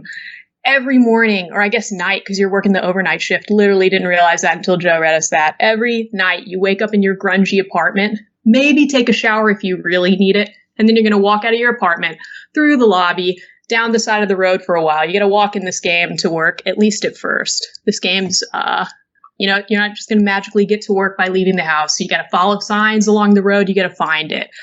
While you're walking to work, you might hear some sirens, some screams, maybe a car crash or two, but it's like your boss says, you got to keep your eyes on the prize. That is not your problem. You got one problem, and it's that you live in a dystopian capitalist society, and you got to be on time to flip burgers, or you are literally going to die. Holy shit. It's intense. Once you get to work, you got to clock in. Then you got to go turn on the lights, and you got to turn on the appliances, like the grill and the fryers. Turn on the open side, and you get to cooking. Extra credit, I think. I don't know if it counts. If you pick up some of the garbage around the lobby, you take the rats out of the rat traps. I've been doing that every day. I don't know if there's any point. So if you want to turn on some music, probably no effect, just like in real life. If you want to turn on some music, you can go to the jukebox at work. It's actually got some great songs on it. Actually, some surprisingly good music in this game. But it only happens if you turn on the jukebox or a radio. So anyway, you're going to want to walk to the back of the walk-in cooler, grab some bags of frozen fries, nuggets for the fryer. And from here, you're just waiting on customers to give you their order at the register. And you make the food, you put it in the bag, you close the bag, and you throw the whole bag right at the customer to signify to them that their order is ready. This is how you get the customer to go away. You throw their food at them right at their head. They either catch it or they pick it up off the ground, and then they leave without either of you having to say anything. I wish we'd known this back in my day. I wish we'd known this was the right way to do it. Just throw it at the fucking head. They get Probably it. would have lasted over more than a year at Jack in the Box knowing that. Yeah. It's really going to get your efficiency up. So while you're making food and you're filling orders, different scary atmospheric things are going to keep happening to you that could scare you, distract you, maybe set you back with time with food you're cooking. If you get an order wrong, like that somebody didn't want pickles on their burger and you put pickles on it, a horrible monster will try to attack you. It's really terrifying. You probably will die. You probably won't escape. So don't get orders wrong. Every day you go to work, things get a little more complicated. I was at work today, keeping it humble, flipping some burgers. The grill caught on fire. First, I'm running around, wondering what do I do? I thought maybe the customers would leave because the restaurant was catching on fire. No. They didn't. They're all still waiting for their burgers, giving me the evil eye. They're like, what's taking her so long? So then I find this switch in the back that says sprinklers, and I'm like, thank God, this has got to be it. I flip the switch. Sprinklers start going all over the restaurant. Grill is finally no longer on fire. I get back to cooking, fill a couple orders. The grill catches on fire again. It's like this has never happened to me before today. I played it all weekend. But I know where the sprinkler switch is now. So I walk over to it, I flip it. But then an alert comes on letting me know that water's not free, buddy. And you've already used all the water you can use for today. Oh, God. I'm like, what? There's no other using water in the game but the sprinkler. So you get one sprinkler per shift. And then you just have to be in the restaurant that's on fire. So I'm over here figuring it out. I'm like, what do I do now? Do I keep cooking with the grill, even though it's on fire? I tried everything. The answer turned out to be yes. The solution is just get over it, keep working next to the fire. I had to grab patties, throw them onto the grill in the fire, pull them out of the fire when they're done, and just keep moving. It turns out if I just ignored the fire from the beginning, since it wasn't going to matter if I put it out anyway, I could have just not run the sprinklers to begin with and just suffered. I'd have made better cooking times with the food, and the customers wouldn't have gotten so upset to begin with. And if you've ever worked for a restaurant, a fast food restaurant, or any restaurant, I was not kidding when I said this is a very realistic food simulation game. This game was no doubt made by somebody who worked these jobs. It felt so real to me. I haven't played a lot of stuff like Five Nights at Freddy's, but I'm familiar with it, and I know this game is super influenced by games like that and that game. If you're wondering if this game is really jump scare heavy, I'd say there are going to be like a couple, but that's definitely not the action this game's built around or anything. This game's a lot deeper than you might think something like this game can be. There's plenty of secrets. We already talked about how it's first-person open world. There's a strong, scary plot going on behind the scenes, even other than the dystopian horror we open up with. There's a lot of stuff like in BioShock Infinite, you can kind of walk around collecting recordings and like learning more about the world. You can find stuff like that in this game, little pieces of literature to read, little cassettes you can plug in to like get a little more of the story. And stuff's pretty messed up. That's all I'm going to say. If you like dystopian horror type satire stuff, if you loved the in-world branding that Fallout had with the 50s styling and the radio stations, the lore, the creepy toys you can find, if you like that 50s Pip-Boy all-American art style that Fallout's known for, you're really going to like the atmosphere of this game. Really, really similar stylistically to that. Definitely heavily influenced by the whole Fallout franchise world building, everything they've got going on. When you're done with work, you can walk around the city, go into a coffee shop, a bar, mess with vending machines. There's strip malls of stores you can go into. There's a hospital. I'm not sure what that does yet. You can collect placeable items in town with the money you made at work to decorate your shitty little apartment with. Yeah, you can buy coffee, you can buy alcohol to really take the edge off from a hard day at work, or put the edge back on if you're low energy or on your way to work. There's just a lot going on in this one. Nice. So it's sitting at $20. What are your thoughts? If any of it sounds good to you, it's not a try it, it's a buy it. Some people hate atmospheric horror games. I get it. Some people hate cooking games. Some people hate assembly type resource management games, life sim games. A lot of people don't like resource management when it's first person. Some people just really hate intentionally gross and off-putting stuff, even if the designers are trying to do that to you. This game's definitely not for everybody. But the people it's for, it's really, really, really for them. I can't think of any other atmospheric horror cooking games. I can't think of any fast food job life sims, even without the horror elements. It's super its own thing. I think it's really not only going for what it's going for, but it's pulling it off. That's not easy to do stylistically for something this specific. This game's a really, really specific vision someone had. And I have a couple complaints. I think the tutorial really needs work. I know that's been my theme all night, but I really think it in this game. They just dump you in. They don't really teach you the controls. They really need a copywriter bad. Outside of stuff like that, this game is already really bringing it. And it's definitely unique. Any of this sounds good to you, take it from me. I'm your resident McDonald's goth. This shit is McDonald's, and I am loving it. Oh my God, please put that on the back of a box or something. This shit is McDonald's. I'm loving it. There you go, tinyBuild. Put that on the website. This shit is McDonald's, and I'm loving it. All right, next game to talk about is Castle on the Coast, developed by Big Heart Productions, published by Klabater, released December 2nd on Xbox One, Switch, and PC for $14.99. A hand-drawn retro 3D collectathon parkour through a magic castle as George the Giraffe string together sweet moves to explore crystal caverns, stone-laden halls, and trippy alternate dimensions. Chris, tell us about Castle on the Coast. All right, Castle on the Coast. Well, this is going to make a lot of us Nintendo 64 kids quite happy, I think, and like maybe kids in general. So this is a game about said castle where there used to be a bunch of wizards that lived there, and then something happened, and all the wizards kind of left, and nobody knows where they are. Left behind are a few of the wizards who are like little kids. And I guess there's these other little kids that live there too, like orphans and whatnot. And the little kid wizards are just like huge jerks to these other kids. And so you stumble into this castle and are charged with kind of confronting these wizards and seeing if you can maybe, try and convince them to be less mean to the other children. You, by the way, are George. You're a giraffe. So you are running all around this castle and its surrounding environments and internal magical landscapes. And basically you're trying to collect 4 thingies so that you can get to the final area and get this confrontation done. And so the pathway to getting to those thingies is actually this totally open world that is weirdly stitched together really well. You don't often go to different scenes. You actually just go to different places in the castle, and it just opens up into this whole big old world that you don't have to actually load in, which is pretty nice. Especially considering that the game was a little janky as far as frame rate goes at first. I was a little concerned about this, but it turns out there's just a couple areas that kind of, slow it down a bit, it being a Switch game. It's also on Steam though, so can't speak to that. And Xbox, but I haven't played that one. Yeah.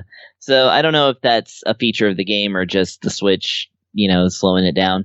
But either way, so this is a 3D platformer where, again, you're playing as the bouncing giraffe named George, who is a silent protagonist, and, as giraffes often are. And and also his name is George. I was like, why is his name not Jeffrey? Why is there a giraffe that is not named Jeffrey? This does not make sense. It might be a legal thing. Right.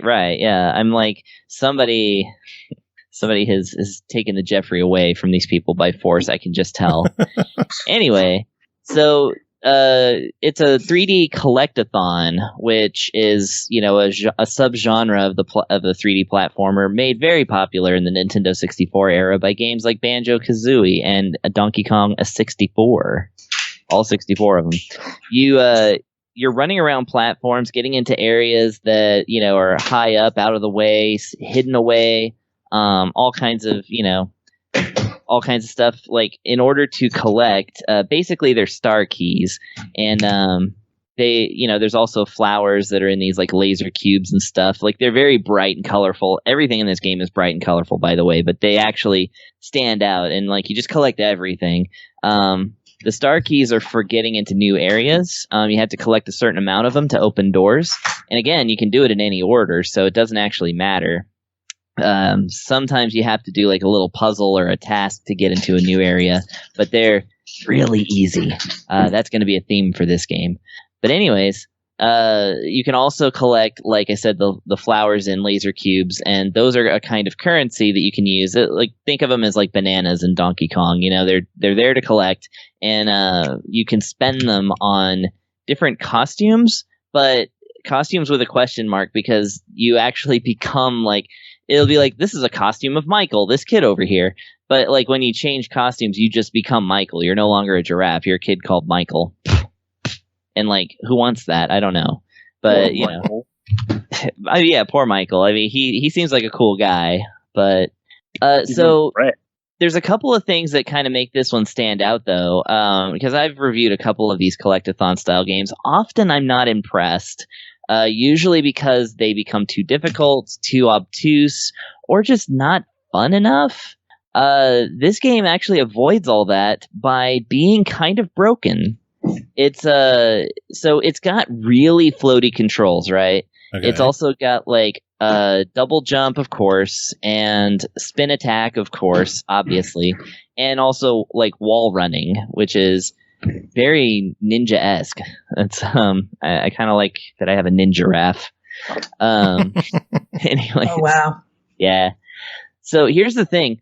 Most stuff in this game, like, you'd think, okay, I have to like figure out like a series of platforms to get over to this like one flower that I want to gather up. You know, because I got to collect them all.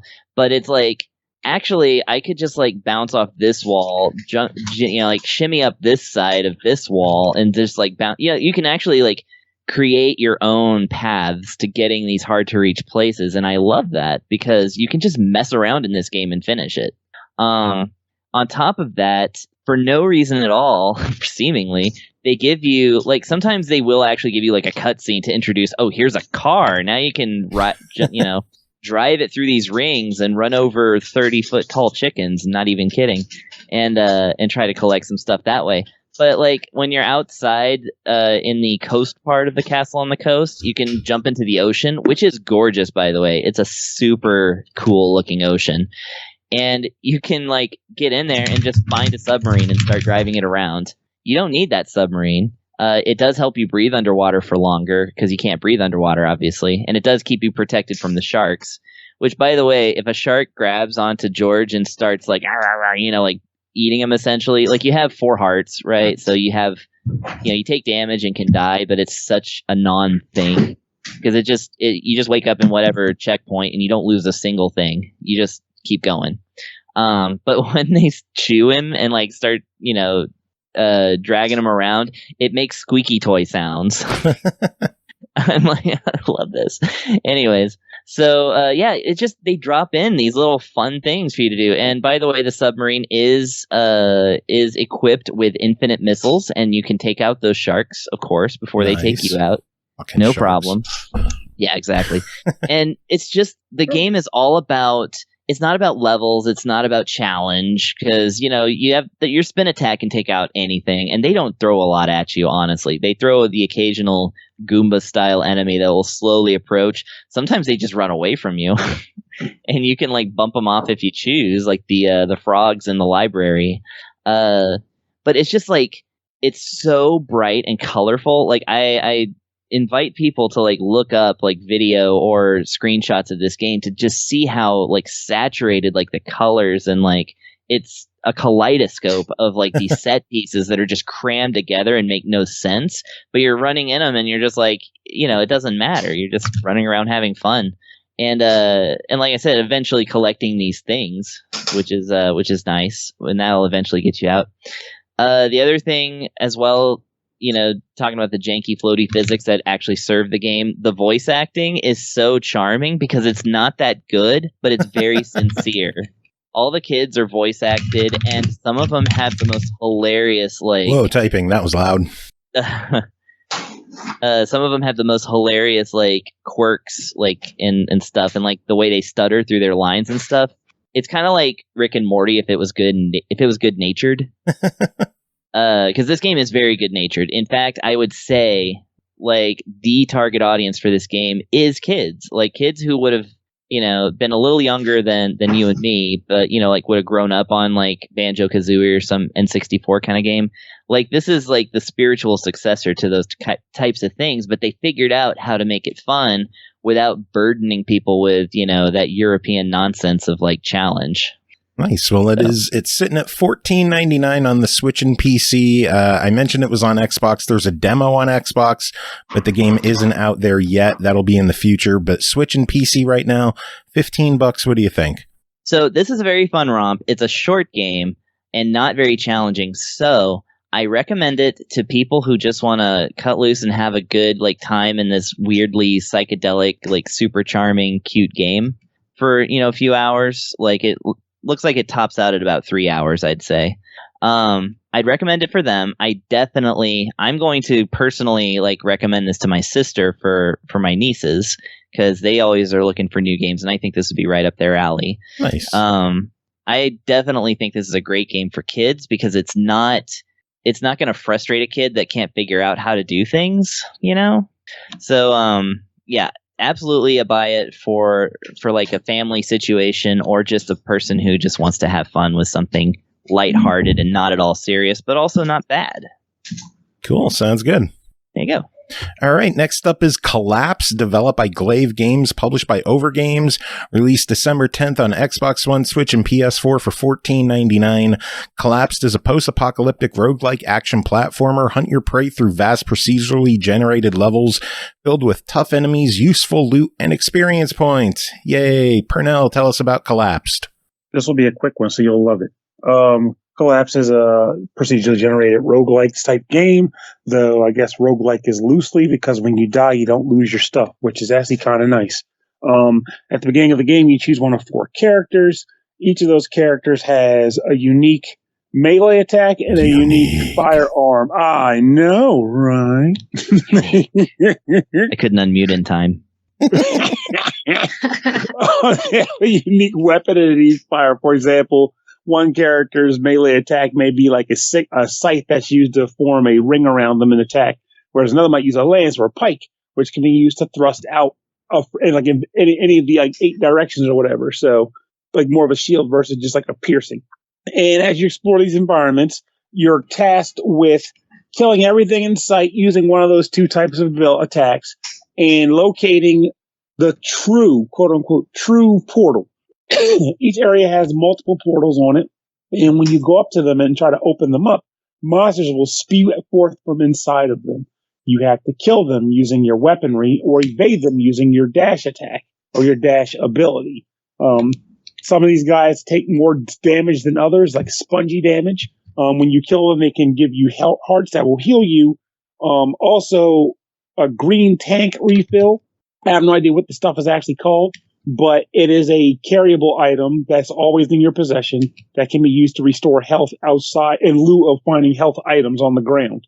But when you deplete it, you have to find new, dropped items that will restore it. And lastly, you can, and from enemies and also from treasure chests, you can find equipable items, or rather equipable buffs or tweaks to your gear. You have a weapon, you have armor, and you have a gun. And each of those things can equip up to 3 different accessories. And there's also 2 like sub abilities that you can like press like Y or X to trigger them. The weird bonus, the awesome thing to this is that there's a lot of different loot you can find. All the different loot items that can be equipped to these things have various, perks like, min damage increase or max damage increase or bonus damage done to enemies caught on fire by your weapon or whatever. The downside to these things is you find a lot of these things with these very lengthy dialogued perks and buffs that you have to read through every time you find it. And you can only equip 3 items per weapon or per, equipment type, which seems like a lot, except you don't get to do it that often because you'll fill it up very fast and you'll be spending way too much time reading through the equipment drops to be like, is this better than that? Is this better than that?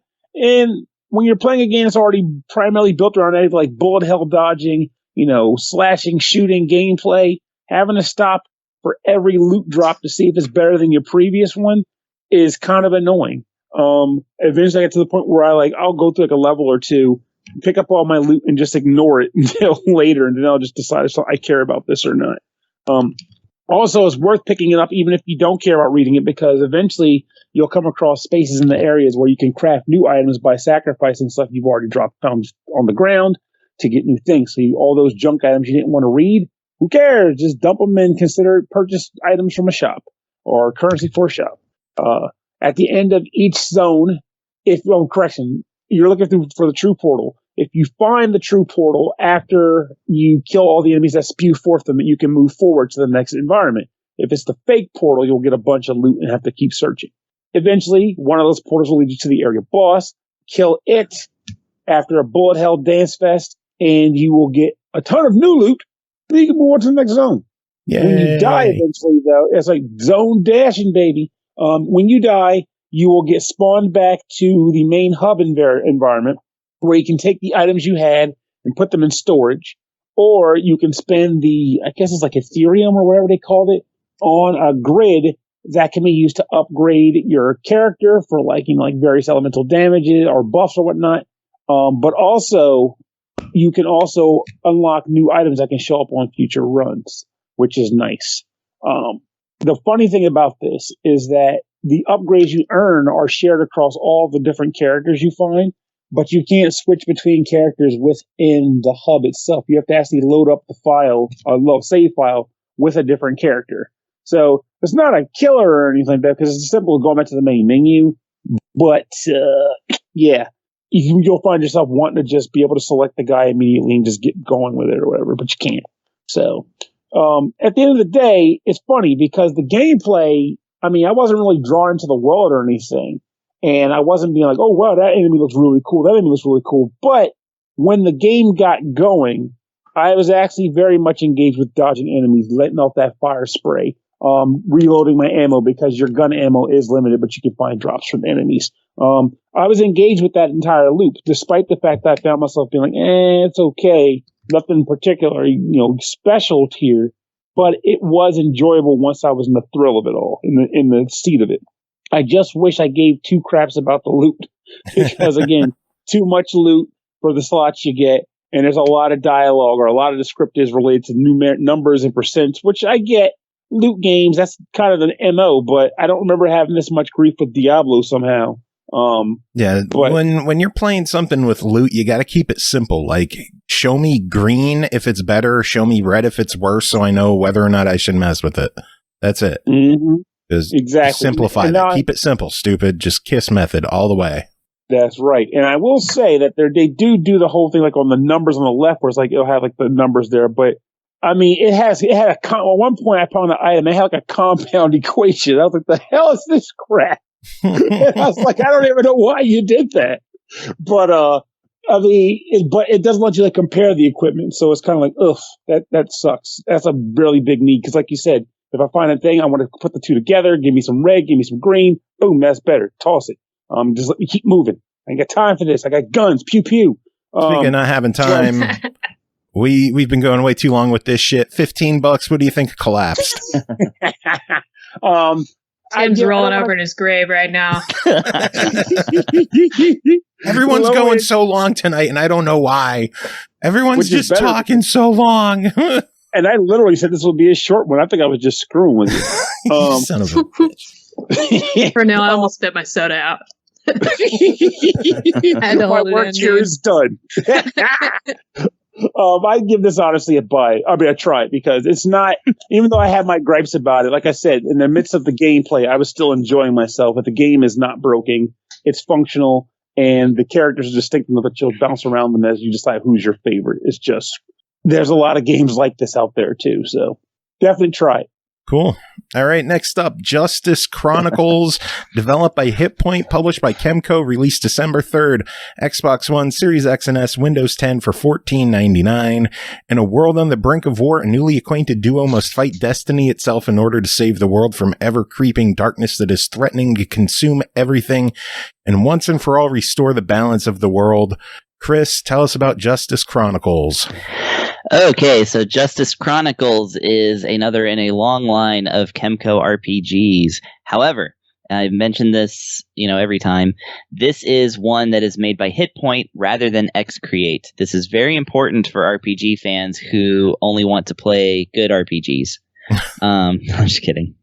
No, I personally prefer Hitpoint RPGs to X-Create RPGs in the KEMCO family because the X-Create ones tend to really follow the same formula pretty much every time. And while the formula is good, it can come across as being this kind of junk food RPG that, it's good but not substantial. So with this game, Justice Chronicles, this is actually one of their earliest games being remade 5 years later. At this point, they had just done like Machine Knight and Bonds of the Skies, both of which I've reviewed before. But this is one of the pair of like more kind of Super Nintendo style like upgraded games that came out after I think they hit it big with Neko Atsume Kitty Collector, if you remember that mobile game. Because that's the other thing that Hitpoint did was the Neko Atsume game. Oh wow! But yeah, this one follows right after Cronus Arc, and this is before they got into doing stuff like Legend of the Tetrarchs and Monster Viator and Crystal Orta and other games you're never going to remember the names of, much less spell them. But I love those last three games that I just listed, and this game is kind of the bridge between they're more, I'm not going to say generic, but let's say follows the typical JRPG formula. It's the bridge between that they started with like Bonds in the Skies and ended up with like Crystal Orta, which is a great game. So yeah, you play as perpetually peppy protagonist whose name I just forgot because it's not right in front of me. Klein, thank you. I've already forgotten it, but thank you. So he's part of the surface world kingdom of, people who live where there is a sun, and they go underground to kind of spy on one of the underground tribes because there's political tension there, and they're also like trying to investigate some other stuff like having to do with story. It's all story. He gets separated from his team and ends up meeting one of the battle priestesses of one of the underground tribes, and they kind of form a shaky alliance. But then they fall into a hole, and she is almost killed. And he wakes up and he's like, no, something bad happened in my past where somebody was killed, and I don't like it when people die. So I'll do anything to save this person that right. I'll do anything to save this person that, I will sacrifice my own life to save this lady that I just met, although she is kind of hot. And he is in luck because the actual god of death is right there within earshot, and he appears as this giant 20-foot dragon made of smoke and cinders and is like, hey buddy, heard you're wanting to make a deal. Tell you what, if I get to take your life, that means I get to be free, and in exchange I will save this girl's life, and then I'll take your life at some other time. And he was like, all right, that sounds good, nothing bad could happen there. And so yeah, the god of death spares the lady's life, who is now indebted to Klein, and thus becomes kind of they eventually form a friendship. And I'm not going to go too much into that. And then also the god of death is now following around Klein as kind of a battle partner. They call him it's like the Harry Potter Patroni thing, whatever. Actually, it is called Partona, so it's like the same letters practically. And turns out like a lot of characters in this game have Partonas, and so you gather up characters, and you also gather up their mystical beasties and get through the battles and stuff. And mechanically, that ends up becoming like this really cool thing of like. You get to kind of build up certain attacks, and also depending on your relationship with your Partona, you can unleash like these unique combo attacks. There's also combo attacks between party members. There's all kinds of stuff. That's very much like a system that lives on in your Crystal Orthas and Monster Viators.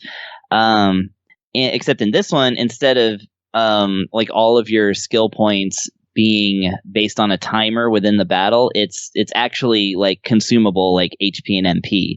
And you have to actually heal yourself and refresh yourself between battles, which is something that they've recently done away with to my great delight. That dinosaur is still in this game. And yeah, beyond that, it's the same kind of deal of like, you get weapons, you can improve your weapons right in the menu, but instead of just spending money like you do nowadays, you actually have to find like materials in the dungeons and stuff. But yeah, so there's a lot of little systems to like improve your characters and make them super powered so that you can raise the difficulty level and, really challenge yourself. This is one of those games that starts off real easy and eventually gets pretty hard, and then it has another difficulty level on top of that. And because this is an old game, it does not have downloadable wins. Like, you can't just download triple experience or double your attack or anything like that. It actually has no DLC whatsoever. Yes, it does. Yep, it has triple experience, double damage, and magic meteorite growth times 3. Well, okay, I'm wrong then. I didn't see it in the menu because this game it came out on the 3DS in 2016, and I've played them side by side. They're the exact same game all the way down to the menus. It's just they're not split up into 2 screens anymore, so like the map is on the main screen and stuff. So yeah, I guess that's why I didn't actually see it in the menus. It must be in the actual possible shop they're menu. not like calling it out explicitly like in some of the other games, but yeah, the DLC is definitely still there. Okay, well, there's DLC if then you for want people who. Yeah, I've actually bought some of that before for some of the other games, so that's me being a sucker, I guess.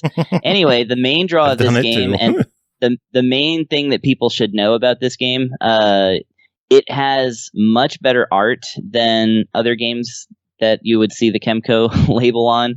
Like, I really love the style that it's got that style of like the later games, like I said, Legend of the Tetrarchs, Monster Viator, Crystal Orta, where it's like the enemy sprites are like these big sprites made up of several sprites, so it's got all these moving parts, and they look really cool, especially like big old bosses. Music is fantastic, and this one has a very, very intriguing story. Like, there's twists and turns at every place. Like, it's a genuinely fascinating story. It's not just 4 people meet up and defeat evil or whatever. So yeah, that's Justice Chronicles for you. Cool, $15. What's your verdict? Yeah, this one is more worth it than the usual KEMCO fare, in my opinion. I bought it back on the 3DS when it came out. Actually, right after I started reviewing KEMCO games, I was like, well, there's 2 that I don't have yet because I haven't reviewed them, so I'm just going to buy them. And this was one of those 2. And I didn't play it too much, but I'm really glad I actually made a few hours of progress into this one. And ultimately, it's a 40-hour game, just like their newer ones. It actually is. Its length belies its mobile RPG nature as it is. So I'm going to call it a buy it. Cool. I bought it. I love the KEMCO games. I will buy fucking all of them because so far I have.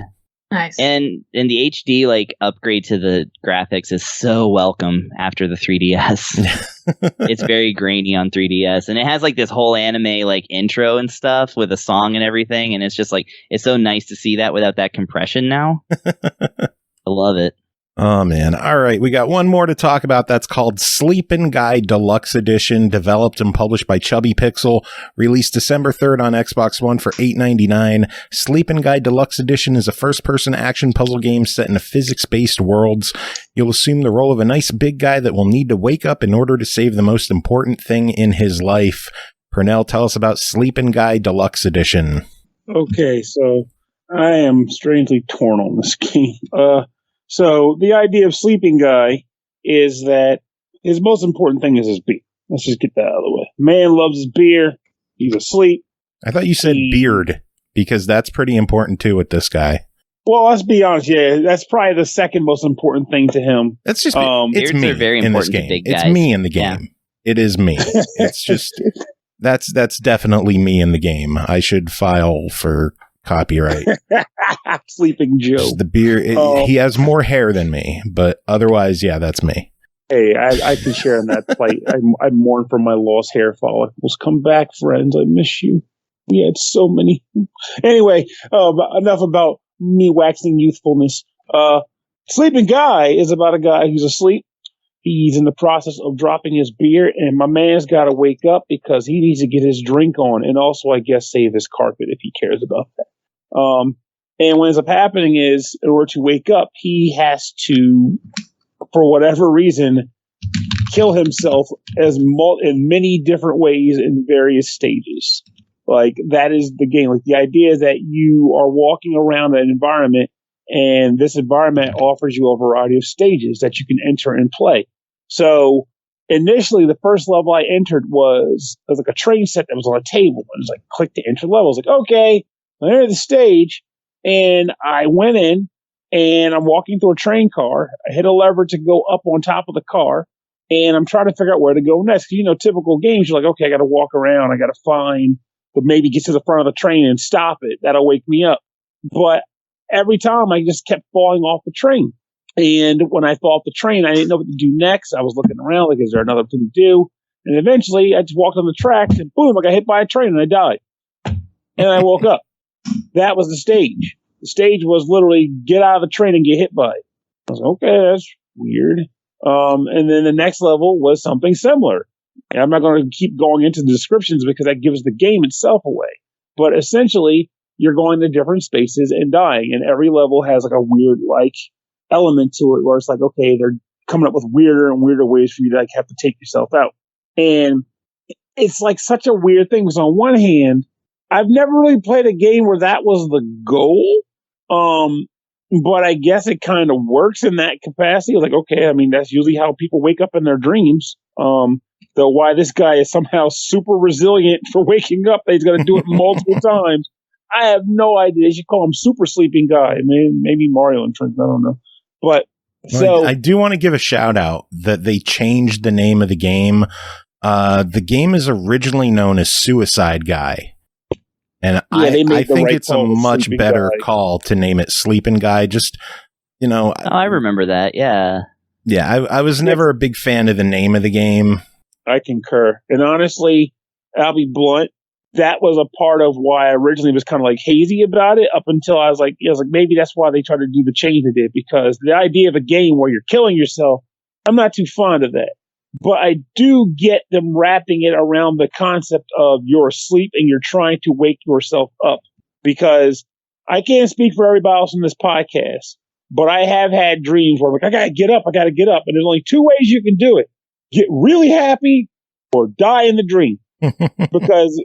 Or falling forever. But that's a weird one in and of itself. But essentially, I get the logic behind it. So I can't be like, it's just bullshit. No, that's sleep logic 101 right there. Yeah. So I get that. But the one thing that did mess with me is that, and this is where I said it gets a little mixed up, is that some levels have like pretty interesting mechanics for like how to get through the stage, where you might be like, okay, it's not complicated, but I can kind of feel myself being engaged with the idea, like, okay, how am I going to get out of this one? Okay, how am I going to get out of this one? Got to use these blocks and jump across these platforms. But then there are some that are just go on for too long.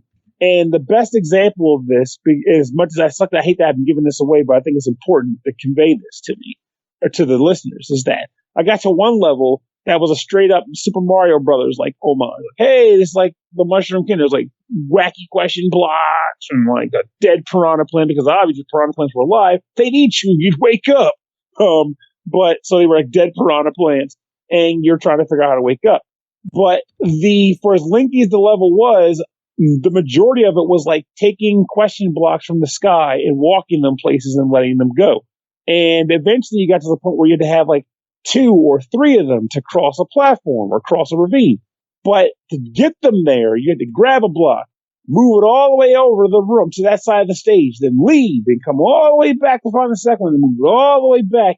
And then when it came time to use those same question blocks on another thing on the same stage, you had to go grab all those question blocks you found over there, one at a time, move them all the way over to the other side of the map to do that thing. And I was like, it's kind of weak. Like that's kind of weak puzzle solving there. Like I get it, moving blocks from one place to another. That's not engaging and it's time wasting in that sense. But at the same time, there's other levels where I was like, oh, that's pretty cool. I can see that being pretty fun. If it helps at all, I think this is a remake or re-release of the very first game in the series.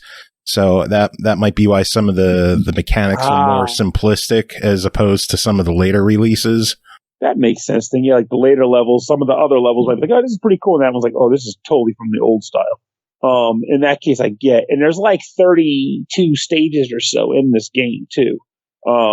So you'll get a fair bit of gameplay out of this if you like the concept of it. So, and also, as far as collectibles in the game go, there aren't a ton, but each level has one statue you can find that gets set on the table. And I'm wagering they unlock the bonus levels that are existent in the game.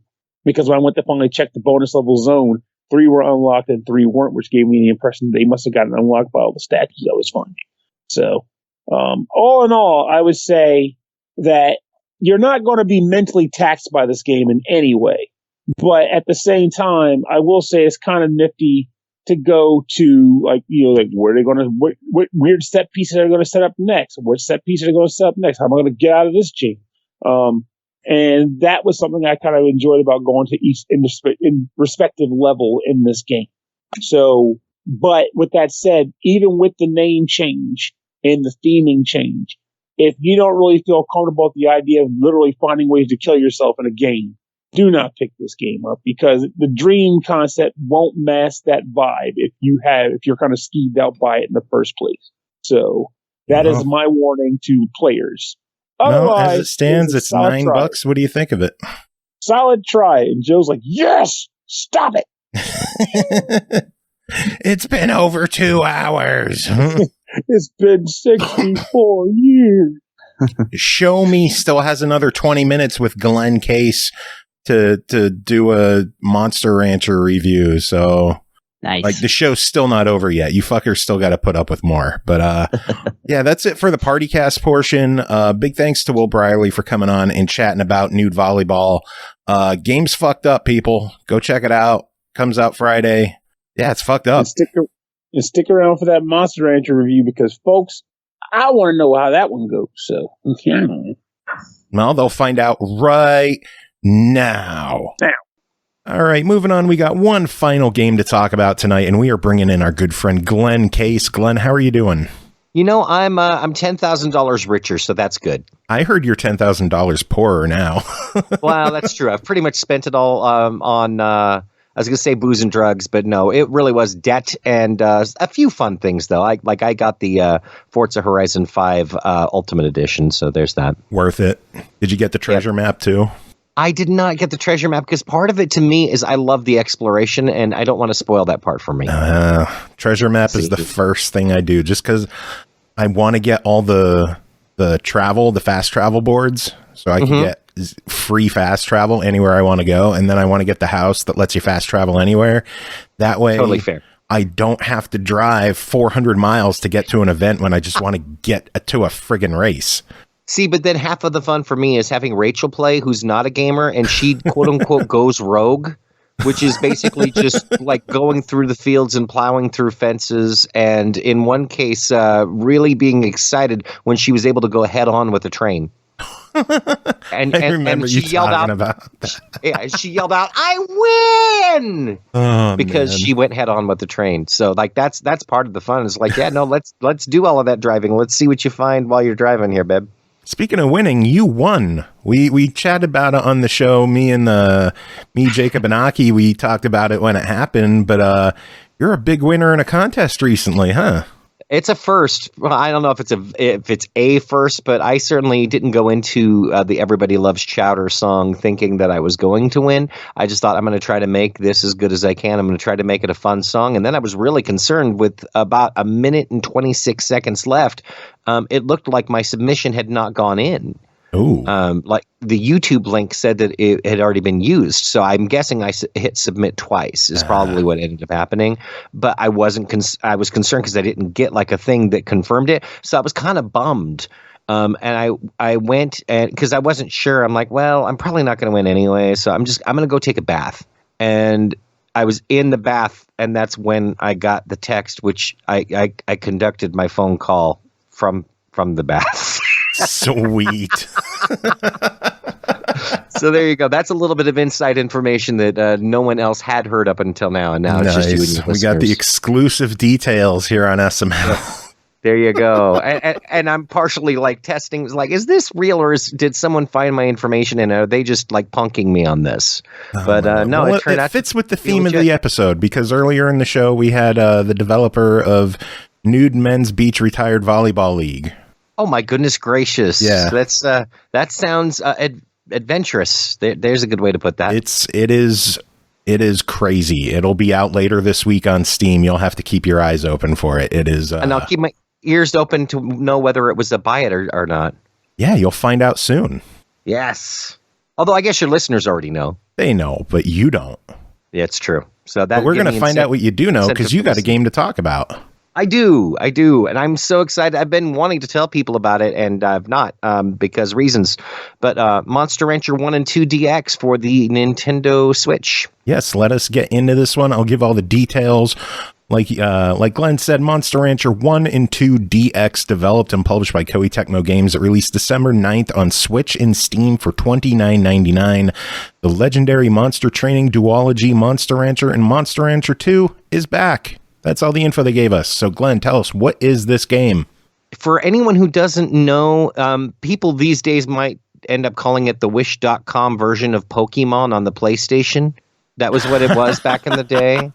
Truth be told, I spent countless hours on these games, the first two especially. So I'm thrilled that these are the ones that they remade because, like, I spent so much time specifically for one reason. When you were playing this on the PlayStation, you would have any of your music CDs contains a monster. And you would, like, each monster would have, life, power, defense, strength, skill. And I was just mesmerized by that because we had a massive music collection. So I had to know what was on every CD in the house. I had, instead of using like an Excel spreadsheet, I had printed out spreadsheets in binders where I'm like, okay, this is monster number 1. And these 3 CDs have this one, but this one's the strongest. And like, this is monster number 52. Like, if you want a tiger that is yellow, then you can go with this guy here. And I've got these 5 CDs that have this monster on it. Like, it was utterly ridiculous. So you went all out with these games back when they first came out. In the biggest of ways, for sure. And one of the first things I had to know is how on earth are they going to replace the CD portion of this? Because obviously there's no CD player for the Nintendo Switch.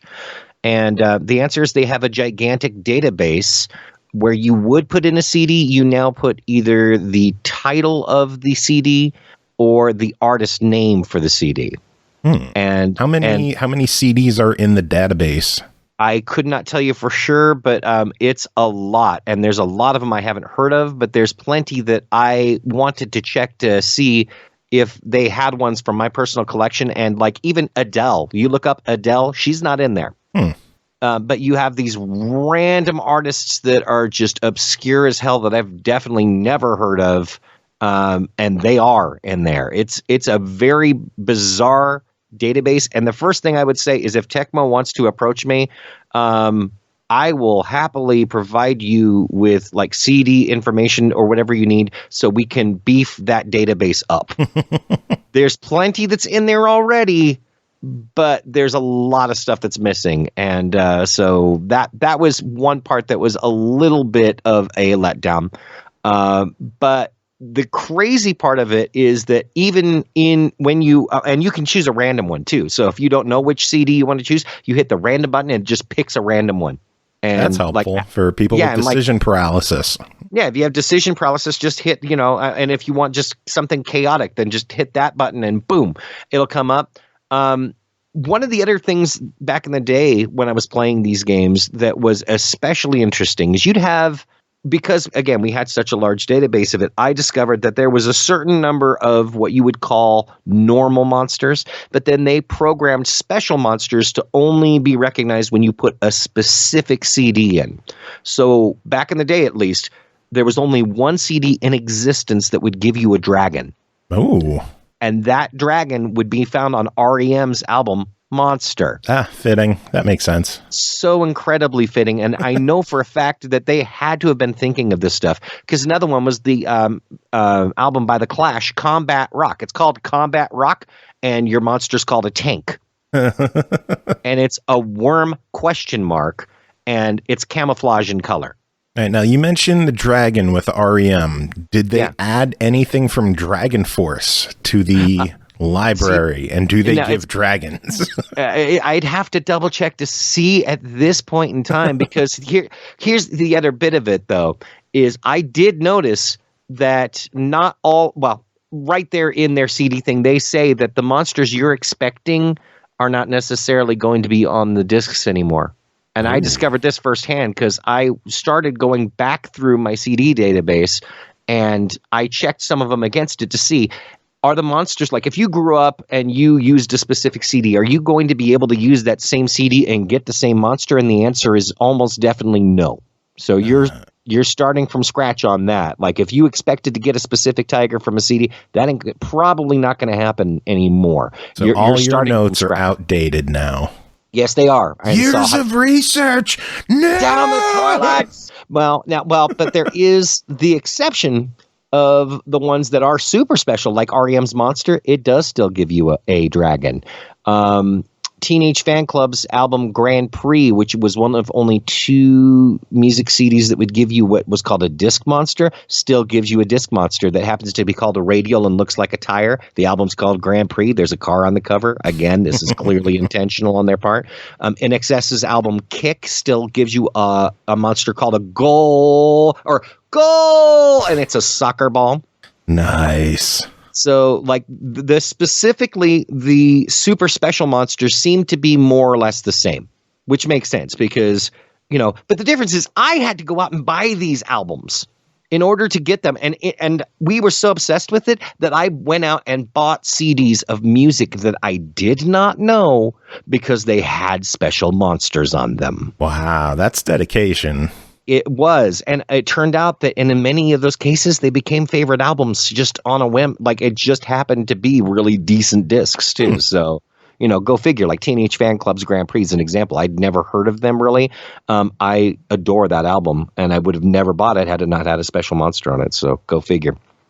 So, that's that part of it anyway. One other thing that is very weird, and I have been comparing the PlayStation 1 versions to this just to kind of, like, see... Did they change bits of this? It's clear to me that they did upgrade the graphics a little bit for text specifically, because any old text on the screen, like if it's like a certificate that has text on it, it's blurry and fuzzy. The regular text that's in-game is very readable, but there's a weird thing that ended up happening with it where the apostrophes are backwards now, and there's an unnecessary space every time that there's an apostrophe. So it's like where if it's the word that's, it'll be THAT space backwards apostrophe S. That's weird. I think that they probably did some sort of an export of the text from one thing, like from the PlayStation thing into like an Excel spreadsheet or something like that. And in doing so, it ended up just screwing that up, and they didn't fix that part. That's my guess. Weird. That's hopefully they fix that. I would like it if they fixed that, because every time that I see it, it is still a little bit bizarre. Oh, and they had a feature called FF, and I did not know what FF stood for. So I'm like, well, I'm going to go ahead and try it and see if I notice anything. It did not take too long to realize that FF stands for fast forward. So if you are playing the game and it takes a while to do a lot of stuff, like when you're raising the monster, this makes everything like double speed. Quicken the pace of the game for the impatient people. Exactly right. But you're getting 2 entire games. You're getting Monster Rancher 1, you're getting Monster Rancher 2. Monster Rancher 2 even has a remastered soundtrack where it's clear that they like re-recorded the old music. But you can also choose the OG like old music if you prefer it too. And I've been spending so much...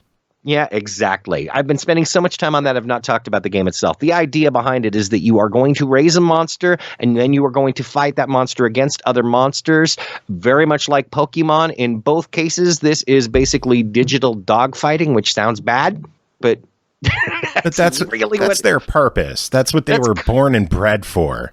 It's not illegal. It's actually, it's encouraged. That's what children are raised on. Yes, well, you'd think that's what Pokemon is too. It's like, I love this monster. I've come to raise it. And now I'm going to make it fight to the death. Fight and murder for me. No, I adored the Bloodlust game. is running through my veins. Yeah, and there's a lot of fun stuff with it too, because you're gonna, in the first game it's jobs, in the second game it's school, but the concept is the same. In order to make your monster stronger, you're going to have them do tasks, and if they do well at those tasks, then great. If they do badly, you have the opportunity to punish them, and you will be graded as whether or not you're being soft on the animals or whether you're being very strict on the monsters. And so your style, will affect it too, because I've noticed if you let your monster get away with a lot, they'll try to get away with more. That's, and it depends. Different types of monsters are easier to raise in that regard. Some of them are a lot more willful, where you'll try to get it to go to a job and it'll say, your monster's kind of tired. Should you let it rest? I said, no, because you were supposed to be going to work. And then that monster decides to rest anyway. Oh, that lazy bastard. Exactly. So you have to decide whether or not you're going to punish them. In many cases, you have to decide whether or not you're going to praise them. You got to decide what food you're going to give to them. In the first one, you have potatoes, fish, and meat. Potatoes are very inexpensive, but the monsters tend to not like it. The fish is, average. It costs a little more, but they like it better. And meat's like a special treat that the monsters like. But they changed it in the second game to where there are some monsters that actually love potatoes. So if you happen upon one of the CDs and one of the monsters where they like potatoes, it's going to be a nice cheap monster to raise because, you can keep feeding them the potatoes and they'll be super happy about it. And they also made it to where, like, the schooling, instead of just pass or fail, they have the opportunity to cheat. Oh, God. Where they find a way to, where they technically have done the thing, like they've done what they set out to do, but they did it in a way that's cheating. And again, you have to decide whether you're going to discipline them or not. You work your way through the classes. You have the E class, D class, C, B, A, and S. So this is the first game that I ever saw that had like that whole E to A and S system. And the monsters can die, but you get kind of a warning. Like if it's about time to retire them, then it'll let you know, hey, it's time to move on. It's time to move on. Farm. And if you keep raising them, they may die. But then there's also a chance that if they die, that you might end up getting a ghost monster as a result. Because there's a ghost monster in it too. And not all of the monsters are cutesy either. Some of them are a little terrifying looking. There's a good variety of gameplay in here. The more that you send them off to the school, like the training is what they call it, sometimes they can come back with more skills. So not only are you increasing your stats, but you're increasing the attacks that you are able to use in fights too. And there's a lot here. There's a lot of replayability because, just trying to raise different types of monsters, unlock different types of monsters, because there's some CDs you're going to pop in there and it's going to say, yeah, you aren't qualified to raise this monster yet. Come back when you've grown a bit. Oh, that's interesting. Yeah. You got to earn that shit. Dragons are ones you have to earn, for example. In the first game, especially, if you want to raise dragons, you have to earn the ability to do so, which involves taking your monster out on an expedition. Once you reach, I think, C class, you will have a guy that will come by and be like, hey, will you accompany me on this trip to like this desert area? And then you're going with your monster and trying to find special items, and those special items can then help you unlock those. You have to find out, how do I unlock a dragon? Well, it's by trial and error, unless you end up looking up the strategy guide that tells you exactly how. Cheaters. Yeah. Hey, there's nothing wrong with that too. I mean, my time is a lot more limited now than it was when I was younger. So very true. I do not, like, it's that thing with Forza Horizon 5. I do not think it's a bad thing for anyone to buy those treasure maps. In my case, I just love the exploration enough that I do not. So, well, Monster Rancher is sitting at $29.99. Switch and Steam. What do you think of this one? Oh yeah, buy it. I mean, clearly, anyone who grew up with it, especially, buy it. But if you want a Pokemon style thing that's not Pokemon, just to try it out, I feel like there is more than enough value here. Specifically, if you go on eBay and try to buy the original discs, first of all, good luck. Second of all, you're paying a minimum. I was seeing $40 for the disc by itself. Oh, gee. And I have a theory as to why. A, these did not sell that well. And B, anyone who did buy it, if you were like me and you were putting a bunch of CDs in your PlayStation, then that disc is getting a lot of wear and tear, because it's put the Monster Rancher disc in, put in your music CD, put the Monster Rancher disc back in, get another CD because you didn't get the monster you wanted, put the Monster Rancher. You get that enough times and there is going to be some serious wear and tear on that. So finding one that's in good shape is even more ridiculous and expensive. So, I mean, it's a no-brainer. You're getting 2 games that are probably going to cost you $80 by themselves for the discs. And on top of that, you would have to go out and buy all of the music CDs to do this on the PlayStation 1. You have a database where you can just search for it and not pay any additional money. Total no-brainer. If you want to try Monster Rancher, this is a buy it. Cool beans. All right, well, that is it for this episode. Glenn, thank you so much for coming on and chatting about Monster Rancher 1 and 2 DX. Thank you. Quick thanks again to everyone on the PartyCast crew for coming on, and to Will for coming on and chatting about some nude men's volleyball action. It's a fucked up game, folks. That's all I can say about it. It's fucked up. Glenn, do you have any final words to end the show? Tecmo, contact me so we can beef up your Monster Rancher database. What's your address? Come on. Hey, they can find me.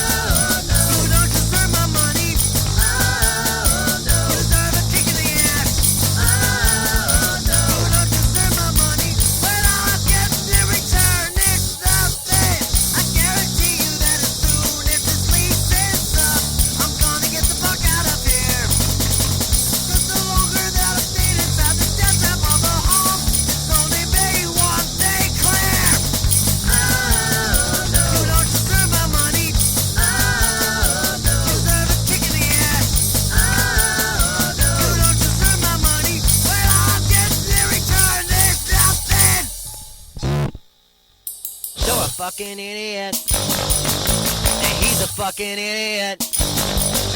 And she's a fucking idiot. And I think I might be a fucking idiot. But I'm still cool. Yeah, I'm still cool. I may be brainless, but I'm still cool. You're a fucking idiot. Your mom's a fucking idiot. Your dad's a fucking idiot. And I'm pretty sure that I'm a fucking idiot. But I'm still cool. Yeah, I'm still cool. I may be brainless, but I'm still cool.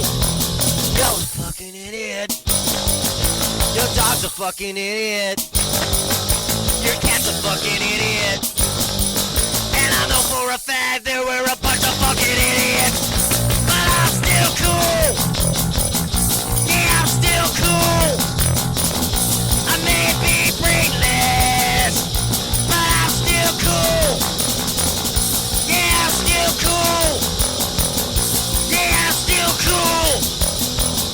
I may be brainless. Merry Christmas.